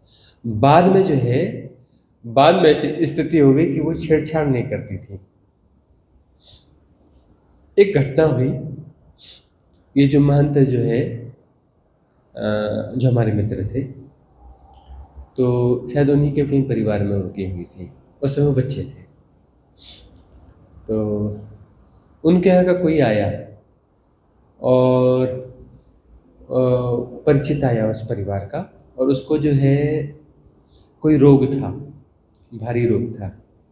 और थोड़ी रिक्वेस्ट करी, माँ इसको बड़ा रोग है, ऐसा है वैसा है, माँ इसको ठीक कर दो, माँ इसको ठीक कर दो।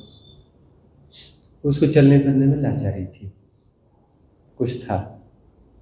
वो माँ उसमें शायद सुपारी काट रही थी सरोते से, कुछ ऐसा ऐसा कर रही थी। उसने ऐसे टुकड़ा लिया, ऐसे फेंक दिया, ले खा करके ऐसा फेंक दिया। वो बंदा था, ऐसे शायद हाथ बढ़ाया, कुछ बढ़ाया, उसका हाथ वहाँ तक नहीं पहुँच पाया, वो नहीं उठा पाया उसे। बोले देखा, अस्तित्व भी नहीं चाहता, उसके कर्म प्रारब्ध होंगे, है ना। मैंने तो फेंका था, वहां तक पहुंचा नहीं, और उसका टाइम से था, वो टाइम निकल गया। अब उसके हाथ में भी आएगी तो वो तो बात कर गई, निकल गई, है ना। तो बाद में उन्होंने अपना मैनिफेस्टेशन जो है, ऐसे मैनिफेस्टेशन होता है ना, बहुत सारे ऐसे देवता होते हैं, अभी भी जीवन देता है, पहाड़ों में है अभी भी है। उनके पास जाओ और मैनिफेस्टेशन जैसे बोलो ना, यह हमारी मांग पूरी कर दो, यह पूरा हो जाए, यह हो जाए, वह हो जाए, वह हो जाए। बोलता है कोई, करोड़ रुपया दे दे, हे देवता करोड़ रुपया दे दे, ये काम है। और अपना जो है उसका कोई काम अटका हुआ है, गरीब आदमी है, बोले मांगना ही करोड़ मांगते हैं, है ना। और उसका काम अटका हुआ है, पता चला कि 15,000 रुपये की जरूरत है, उसके घर में 10,000 रुपये पहुँच गए कहीं से। वो करने गया और वो 15,000 का काम उसका 10,000 में हो गया, काम निकल गया उसका। वो करोड़ मांगता रहा, करोड़ आने वाले है नहीं। तो जो है देवताओं से जब अपना ऐसा इंटरेक्शन हो, तो देवताओं से कभी ऐसे बात होती है, तो देवताओं से पूछते हैं, बात करते हैं कि कितना दोगे, क्या दोगे मांगने पर। बोलते नहीं, उसके कर्म प्रारब्ध में होगा तो देंगे, नहीं तो नहीं देंगे। क्या करेंगे, उसकी छोटी मोटी दिक्कतें, छोटी मोटी जरूरत जो है पूरी कर देंगे, बस। उसके दुर्भाग्य की श्रृंखला उसको पूरा नष्ट नहीं करने वाले।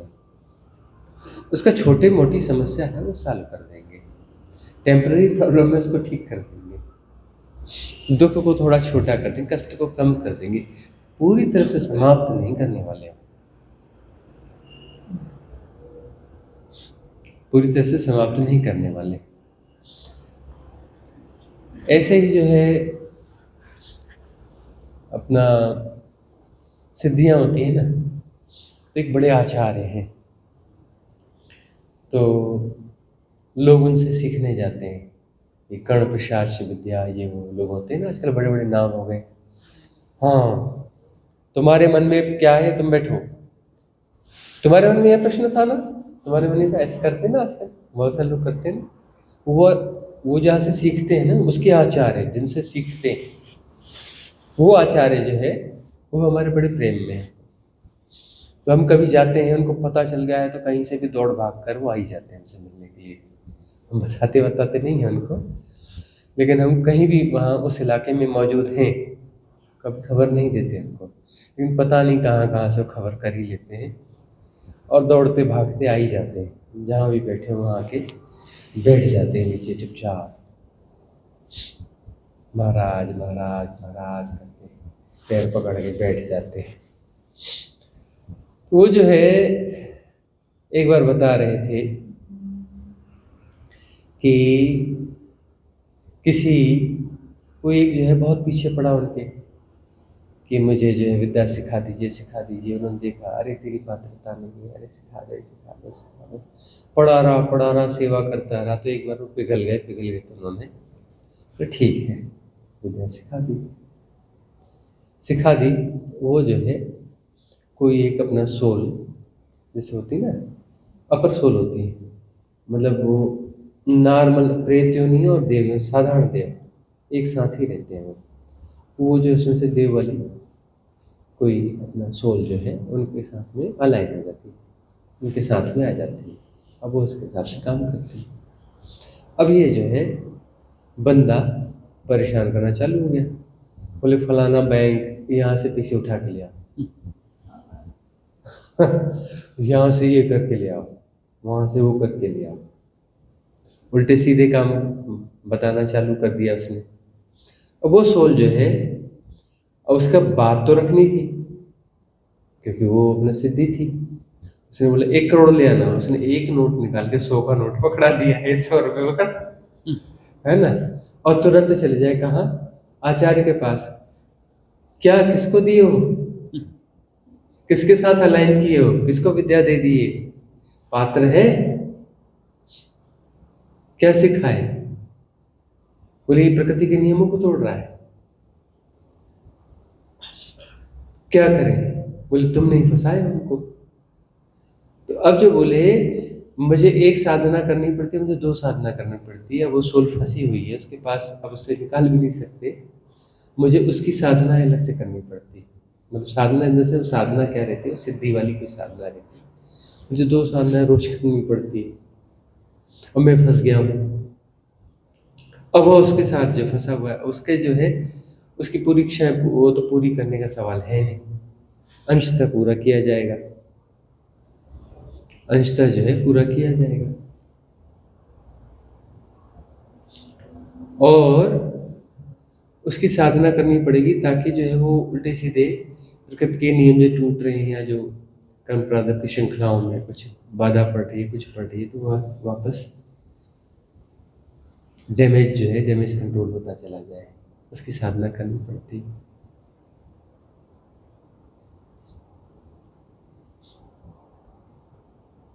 तो जो है रॉन्ग मैनिफेस्टेशन, तुम प्रकृति के नियमों को तोड़कर कुछ भी रॉन्ग मैनिफेस्टेशन करना चाहोगे ना, वो ठीक नहीं है। अब वह बंदा जो है, उस बंदे का क्या होगा, कुछ ना कुछ ऐसा होगा कि वह जो है समय के पहले मर जाएगा। उसकी उम्र होगी 50 साल, वो 2-3 साल के अंदर में किसी दुर्घटना में इधर मर जाएगा, और वो जो सोल है वो मुक्त हो जाएगी। प्रकृति दूसरा रास्ता निकाल देगी। अब रहे पृथ्वी योनि में, अब पृथ्वी योनि में रहे, अब दूसरे तो ये यूज करेंगे। यहाँ पे भी अटैचमेंट होती है देवी देवता को। हाँ, देवी देवताओं के अटैचमेंट जो है ना, जो लोअर देवी देवता है, उनके अटैचमेंट तो इस धरती से बहुत रहती है। एक्चुअली देखो, इसमें एक बहुत बड़ा विज्ञान भी है। जो उच्च लोक के देवता है ना, वो भी तो यहाँ पर एक्टिवेट होते हैं साधकों के लिए, अपने अपने कैटेगरी के चुनेंगे ना। जैसे उच्च कोटि के साधक है तो उच्च लोक के देवता यहाँ पर एक्टिवेट रहेंगे। देखो जातिवाद सब जगह है। उच्च जो साधक हैं वो उच्च लोक से ही आए हैं, उच्च जो साधक हैं वो उच्च लोक से ही आए हैं। तो वहाँ पर उच्च लोक के देवता जो है वो इजोटेरिक सपोर्ट सिस्टम काम करता है, वो सपोर्ट करेगा ही ना, अपने भाई बंधुओं को, अपने लोगों को सपोर्ट करेंगे ही ना, वो होता ही होता है।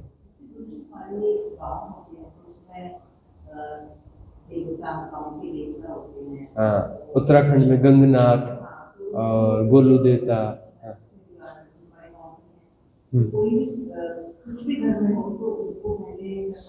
हाँ, उनको तो बुलाना ही पड़ेगा। पहाड़ों में अभी भी जीवंत है देवता, क्षेत्रपाल वगैरह कई जगह गांव में रहते हैं। जैसे कि अपना रूपाली का शहर हो गया है, अचानक ग्रो हुआ है, तो वहाँ उनके घर के पास में क्षेत्रपाल है, और वो भी एक्टिवेट है। एक्चुअली वो लोग जो है पहले तो बहुत आसानी से इंटैक्ट हुआ करते थे, मनुष्य और देवता ना बहुत आसानी से इंटैक्ट हुआ करते थे, आवाज दे के बुला लिया करते थे, फलाने देवता अरे जल्दी है आ जाओ, बड़ा जरूरी है जल्दी आओ, वो आके प्रकट हो जाते थे। क्या हो गया, अरे ऐसे में ऐसा है, वैसे में वैसा, ये है, ये करो। बोले इतना नहीं होगा, तेरे कर्म में नहीं है। नहीं महाराज इतना कर दो, नहीं ऐसा कर दो, ऐसा ऐसा होगा, इतना होगा, ठीक है चलेगा, इतना कर दो, उतना कर देंगे। मेरे को ऐसे इंटैक्ट हुआ करते, सीधी सीधी बातचीत हुआ करती थी। अब तुम जो है किसी मंत्री संतरी से मिलने जाते हो, हाथ पैर मार करके मंत्री संतरी से मिल लेते हो, है ना, उतने ही तुम हाँ मैं मिनिस्टर से मिल के आया, है ना। ये जैसे बात हुई ना, ऐसे ही था पहले तो, उससे ज़्यादा और क्या था। तो मुझे लगता है बड़ा चमत्कार है, बड़ा वो, क्योंकि अब वो कॉमन नहीं रहा ना। पहले कॉमन था, कोई बोलता था मैं फलाने देवता से बात किया, अच्छा किया, क्या बात हुई, अच्छा ठीक है, क्यों, बोले मैं भी तो मिलते रहता हूँ, तू मिलता है तो कौन सी बड़ी बात है, मैं भी तो मिलते रहता हूँ देवताओं से, मैं भी बात करते रहता हूँ। किसी और से बोले ना, हम मिलते रहते हैं, सभी देवताओं से मिलते रहते हैं, तो कौन सी बड़ी बात होगी। अब जो है देवताओं से मिलना बड़ी बात होगी, क्यों, क्योंकि लाखों लोगों में कोई एक आध आदमी होगा जो देवताओं के साथ डायरेक्ट इंटरेक्शन में आता होगा, है ना, लाखों में कोई एक आदमी होगा। पहले कॉमन बात थी, वो सरलता थी, सहजता थी। और ये वेवलेंथ है ना, बहुत सारी वेवलेंथ के साथ खिलवाड़ नहीं हुआ था। वो देखो, देवता जो है ना किसी वेवलेंथ, अलग वेवलेंथ को जी रहे हैं, हम किसी अलग वेवलेंथ को जी रहे हैं, हम 3D की वेवलेंथ को जी रहे हैं, वो अलग वेवलेंथ को जी रहे हैं। अभी जो हमने ये सैटेलाइट छोड़े हैं, ढेर सारे सैटेलाइट छोड़े ना, कितने सैटेलाइट है, वो टेल देखी, टेल तारों की लाइन एक साथ चलती, 33 तारों की लाइन, अभी तो टूट गई वो टेस्ला वाली, देखिए आकाश में, नहीं देखिए, एक साथ, इसे लगता है 33 तारे एक साथ लाइन से जा रहे हैं,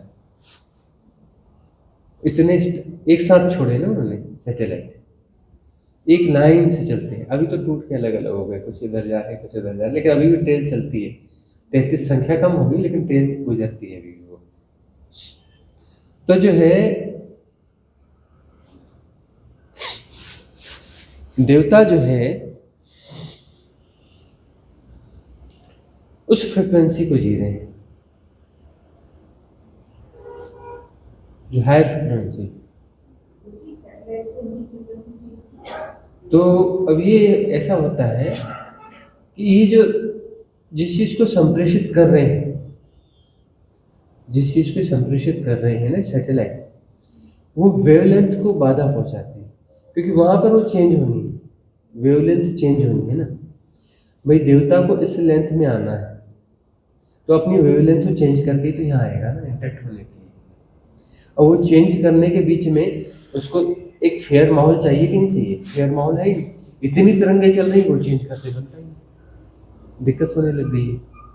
ये जो जादू टूटने वाले हैं, ये जो थोड़े अपर लोग हैं ना, वहाँ के प्रेतों का और उसका प्रयोग करते रहे, जो वो नहीं कर पा रहे, उनके जादू टूटने काम नहीं कर रहे आजकल। ये प्लस भी हुआ है, जो बस्तर में इतना काला जादू, ये जादू होता था, कोई जादू बस छूट छाई करते रहते हैं, छुच्छाई काली माई, और होता कुछ भी नहीं है, अब वो काम ही नहीं करता, काम करना बहुत कम कर दिया, ये रेशो ही बहुत कम हो गया।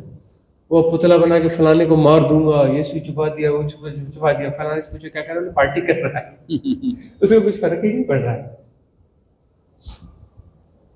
इतना ही जो हो गया ना कि वो जो अब उन चीज़ों को, वो तरंगे यहाँ की तरंगे में आएंगे, तो वो तो उसका हर माहौल में, यहाँ तुम बैठे हो ना, यहाँ से ढेर सारी तरंगे गुजर रही, सारी सैटेलाइट ये वो, तभी तो तुम कोई भी मोबाइल चलाते हो, कोई भी सिम लगाते हो, वो काम करने लगती है।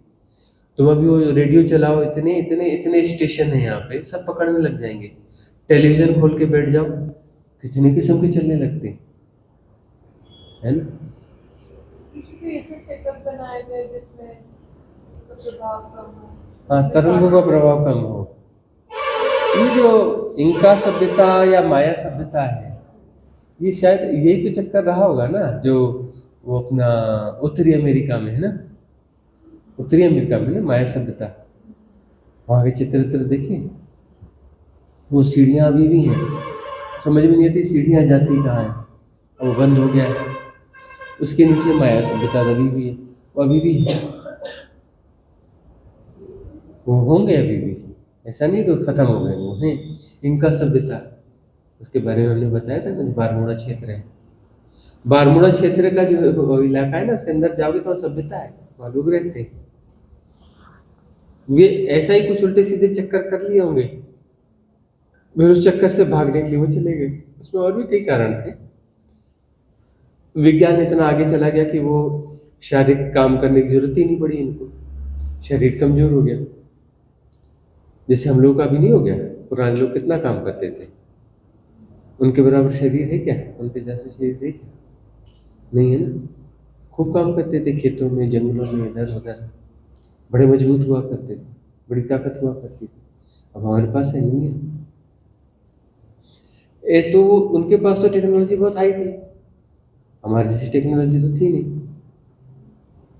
उनको जो है वही तो बात चल रही कि नैनो टेक्नोलॉजी, और उसके आगे लाए यार खेत में अनाज क्यों उगाते हो, हवा में ही पैदा कर लो। हवा में अनाज पैदा करते हो बेवकूफ, हवा में आटा पैदा कर लो ना। अरे बेवकूफ, हवा में आटा पैदा करते हो, अरे हवा से इसे रोटी पैदा करो ना, गरम गरम।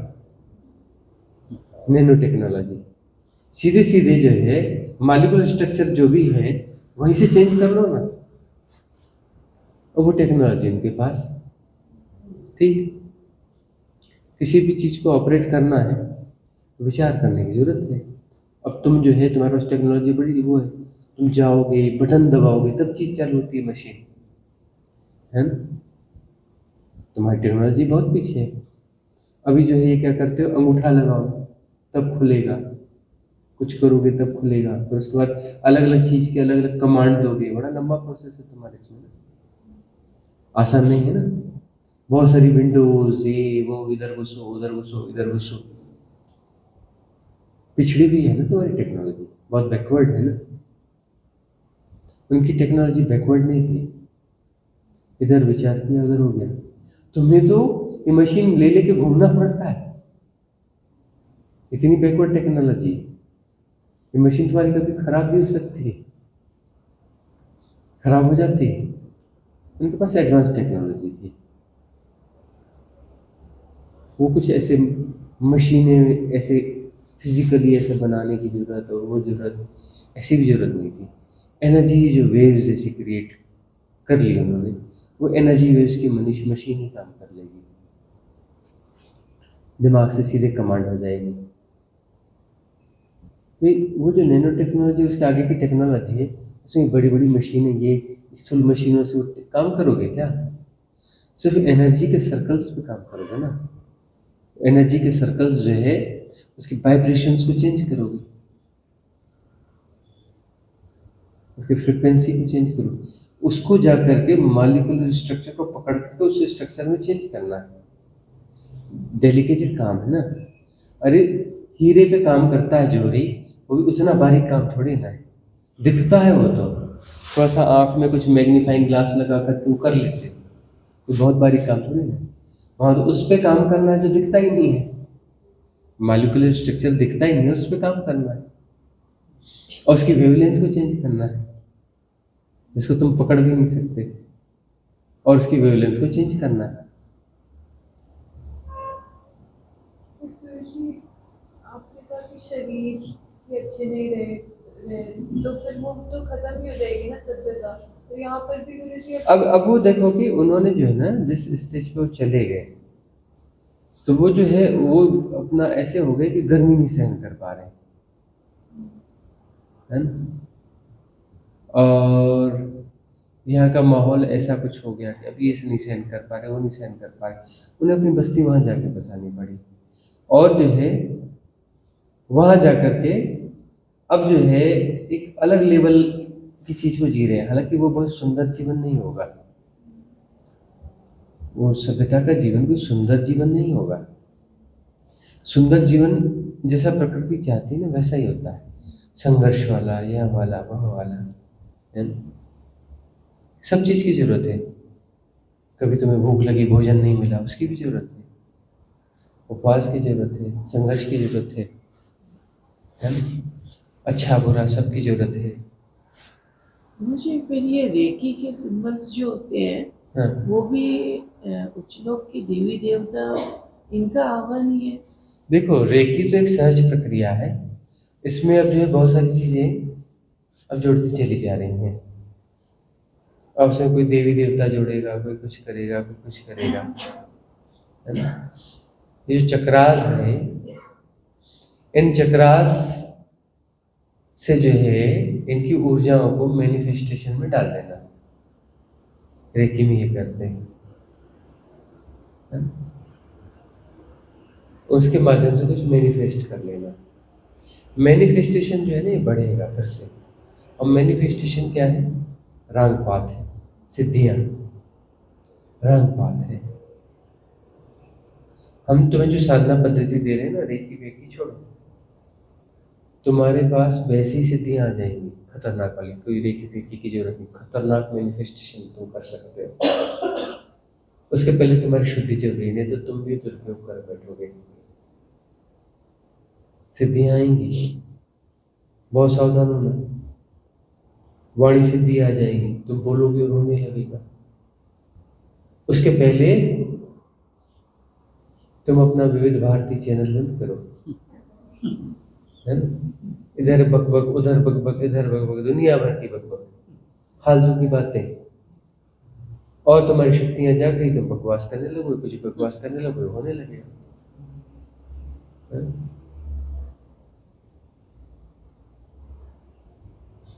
इन साधनाओं में अपने आप होगा। रेकी वेकी तो बहुत छोटी चीजें हैं, सीधे जो महासिद्धियां हैं वो सारी सिद्धियां तुम्हारे पास आएंगी। उसके पहले शुद्धि में रहना, उसमें उलझना नहीं, उलझना नहीं उसमें उलझे तो गए काम से। जैसे उसका उदाहरण दिया ना, वो एक ऑर्डिनरी मैन को जो आचार्य ने दे दिया, कर्णपिशाच सिद्धि वाले आचार्य ने उसको दीक्षा दे दिया, कर दिया। अब वो जो उल्टे सीधे काम कर रहा था, प्रकृति को उसको निपटाना पड़ेगा। कहीं आ जा रहा है, ट्रक आ रहा है, उसको प्रकृति सीधे से धक्का दे रही, दिमाग में कुछ ऐसा करेगी, लड़का के ट्रक के सामने चला जाएगा, मर जाएगा दुर्घटना में। गुरु जी आजकल ये जो इतने हीलर्स और ये हैं, तो इनके पास भी सिद्धियां नहीं, ये तो बिल्कुल, इसमें 99% तो ऐसे ही लोग हैं, धंधा बिजनेस चलाने वाले, काम चला लोग, इधर का उधर, टाइगर का कुछ, इधर का कुछ, हीलर बन गए, है ना?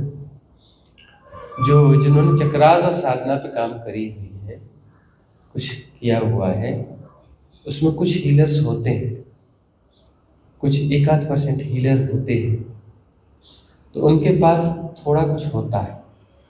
हालांकि बहुत लोअर लेवल की बातें हैं, हीलिंग और हीलर जो है ना, बहुत लोअर लेवल की बातें। अब सबसे बड़ी बात चीज होती है हीलिंग के लिए कि जो है तुम अपने स्वास्थ्य को ठीक कर लो, शारीरिक स्वास्थ्य को ठीक कर लो।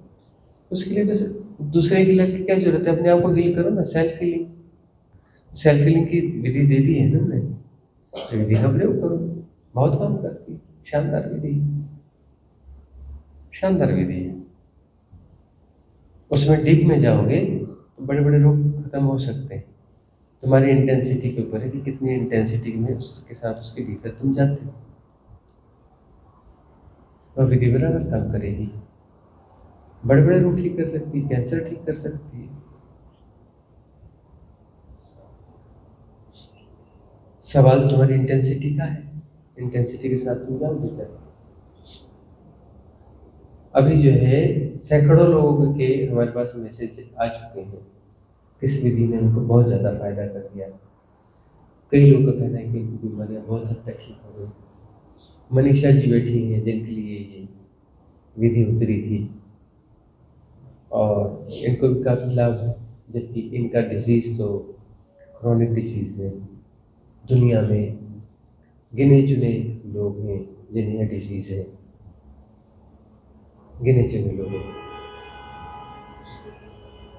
और इनके डेटाज जो है डॉक्टर्स भी चुपचाप नोट करके रखते हैं, क्योंकि उनके वो अलग ही रिसर्च चलते हैं उस पर ना।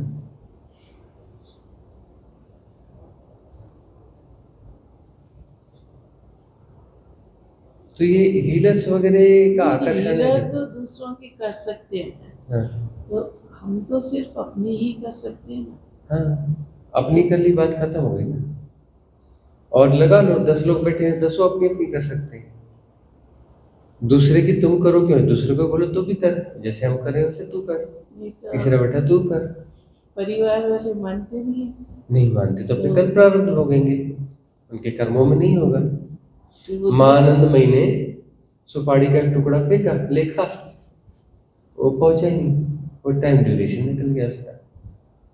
जो भी था लकवा था उसको, जो भी था उसने हाथ ऐसे ऐसे ऐसे किया, वहां तक पहुंचा नहीं। पहुंच जाता, पकड़ में आ जाते, मुंह में डाल लेता, उसका जो भी बीमारी हुई ठीक हो जाता वहीं का वहीं। लेकिन उसको उसमें हुआ नहीं। उन्होंने कहा कि भाई मैंने छेड़छाड़ नहीं करनी, मैंने तो अस्तित्व छोड़ा, ये डाल के फेंक दिया। अस्तित्व तू जाना रो जाना, उस तक ये चीज पहुंचनी चाहिए नहीं जानी चाहिए। बिल्कुल गुरुजी, अगर किसी को सहायता मिले, किसी संत से या कुछ भी आशीर्वाद मिले, तो ये उसकी पुण्य का भी फल होगा कि वो ले पा रहा होगा। हाँ, यदि उसके पुण्य हैं तब जो है उसको वह चीज मिल जाती है। जैसे पुण्य हो, देखो शारीरिक व्याधियां या वह सब जो है ना, ये सेल्फ हीलिंग से काफी हद तक ठीक हो सकती हैं। तुम्हारे कर्म प्रारब्ध में बीमारी है, उसके बावजूद तुम अपने आप को ठीक कर सकते हो। कर्म प्रारब्ध में बीमारी है, उसके बावजूद तुम अपने आप को सेल्फ हीलिंग से काफी हद तक ठीक कर सकते हो। 100% नहीं कर सकते, 80-90% तक भी कर सकते हो, 100% नहीं कर सकते। कुछ तो भोगना ही पड़ेगा, कुछ तो भोगना ही पड़ेगा। अब ये है कि एक्चुअली तो संतों का, सद्गुरुओं का, सिद्धों का जो सानिध्य है, सत्संग है, उस शरीर की बीमारियों को दूर करने के है ही नहीं, है ना। यदि तुम उनके पास शरीर की बीमारियां ठीक करने आए मतलब गलत जगह पे आए। एक्चुअली इसी इंटेंशन के साथ कोई आएगा तो वहाँ की एनर्जी कुछ ऐसा करेगी कि उनके पास में दोबारा आ भी नहीं पाओगे, वो रास्ते ब्लॉक कर दिए जाएंगे। कोई बोले ना मैं उनके पास जाता रहूँगा, मेरा शरीर ही ठीक होना चाहिए, तो मुश्किल हो जाएगा। यदि तुम अपनी आत्मा को ठीक करना चाहते हो, यदि तुम आत्मिक रिदम को ठीक करना चाहते हो, अपनी ब्रह्म की रिदम को ठीक करना चाहते हो, अपनी परम रिदम को ठीक करना चाहते हो, उस कारण तुम सदगुरु के सानिध्य में आ रहे हो, तो बात बनी रहेगी। वह तुम्हारा लक्ष्य होना चाहिए, तब उनके संग सानिध्य तुम्हें मिलता रहेगा। यदि वो नहीं रहेगा तो फिर वो अस्तित्व तुम्हें उठा कर फेंक देगा, बार बार जाने नहीं देगा, मौका नहीं देगा सानिध्य का। सत्संग तो उन्हीं को ही मिलेगा बार बार, जो सचमुच में इस सारे भव सागर से पार होना चाहते हैं, जो सचमुच मुक्ति चाहते हैं। उनकी साधना मुक्ति पथ की साधना है, तभी जो है उस सानिध्य का बार बार लाभ मिलेगा, नहीं तो नहीं मिल सकता। आसान। तो आज की सभा का यहाँ विसर्जन करेंगे, मंगल कामना करेंगे। भवतु सब मंगलम, भवतु सब मंगलम, भवतु सब मंगलम। सबका मंगल हो, सबका कल्याण हो, सबका मंगल हो, सबका कल्याण हो, सबका मंगल हो, सबका कल्याण हो।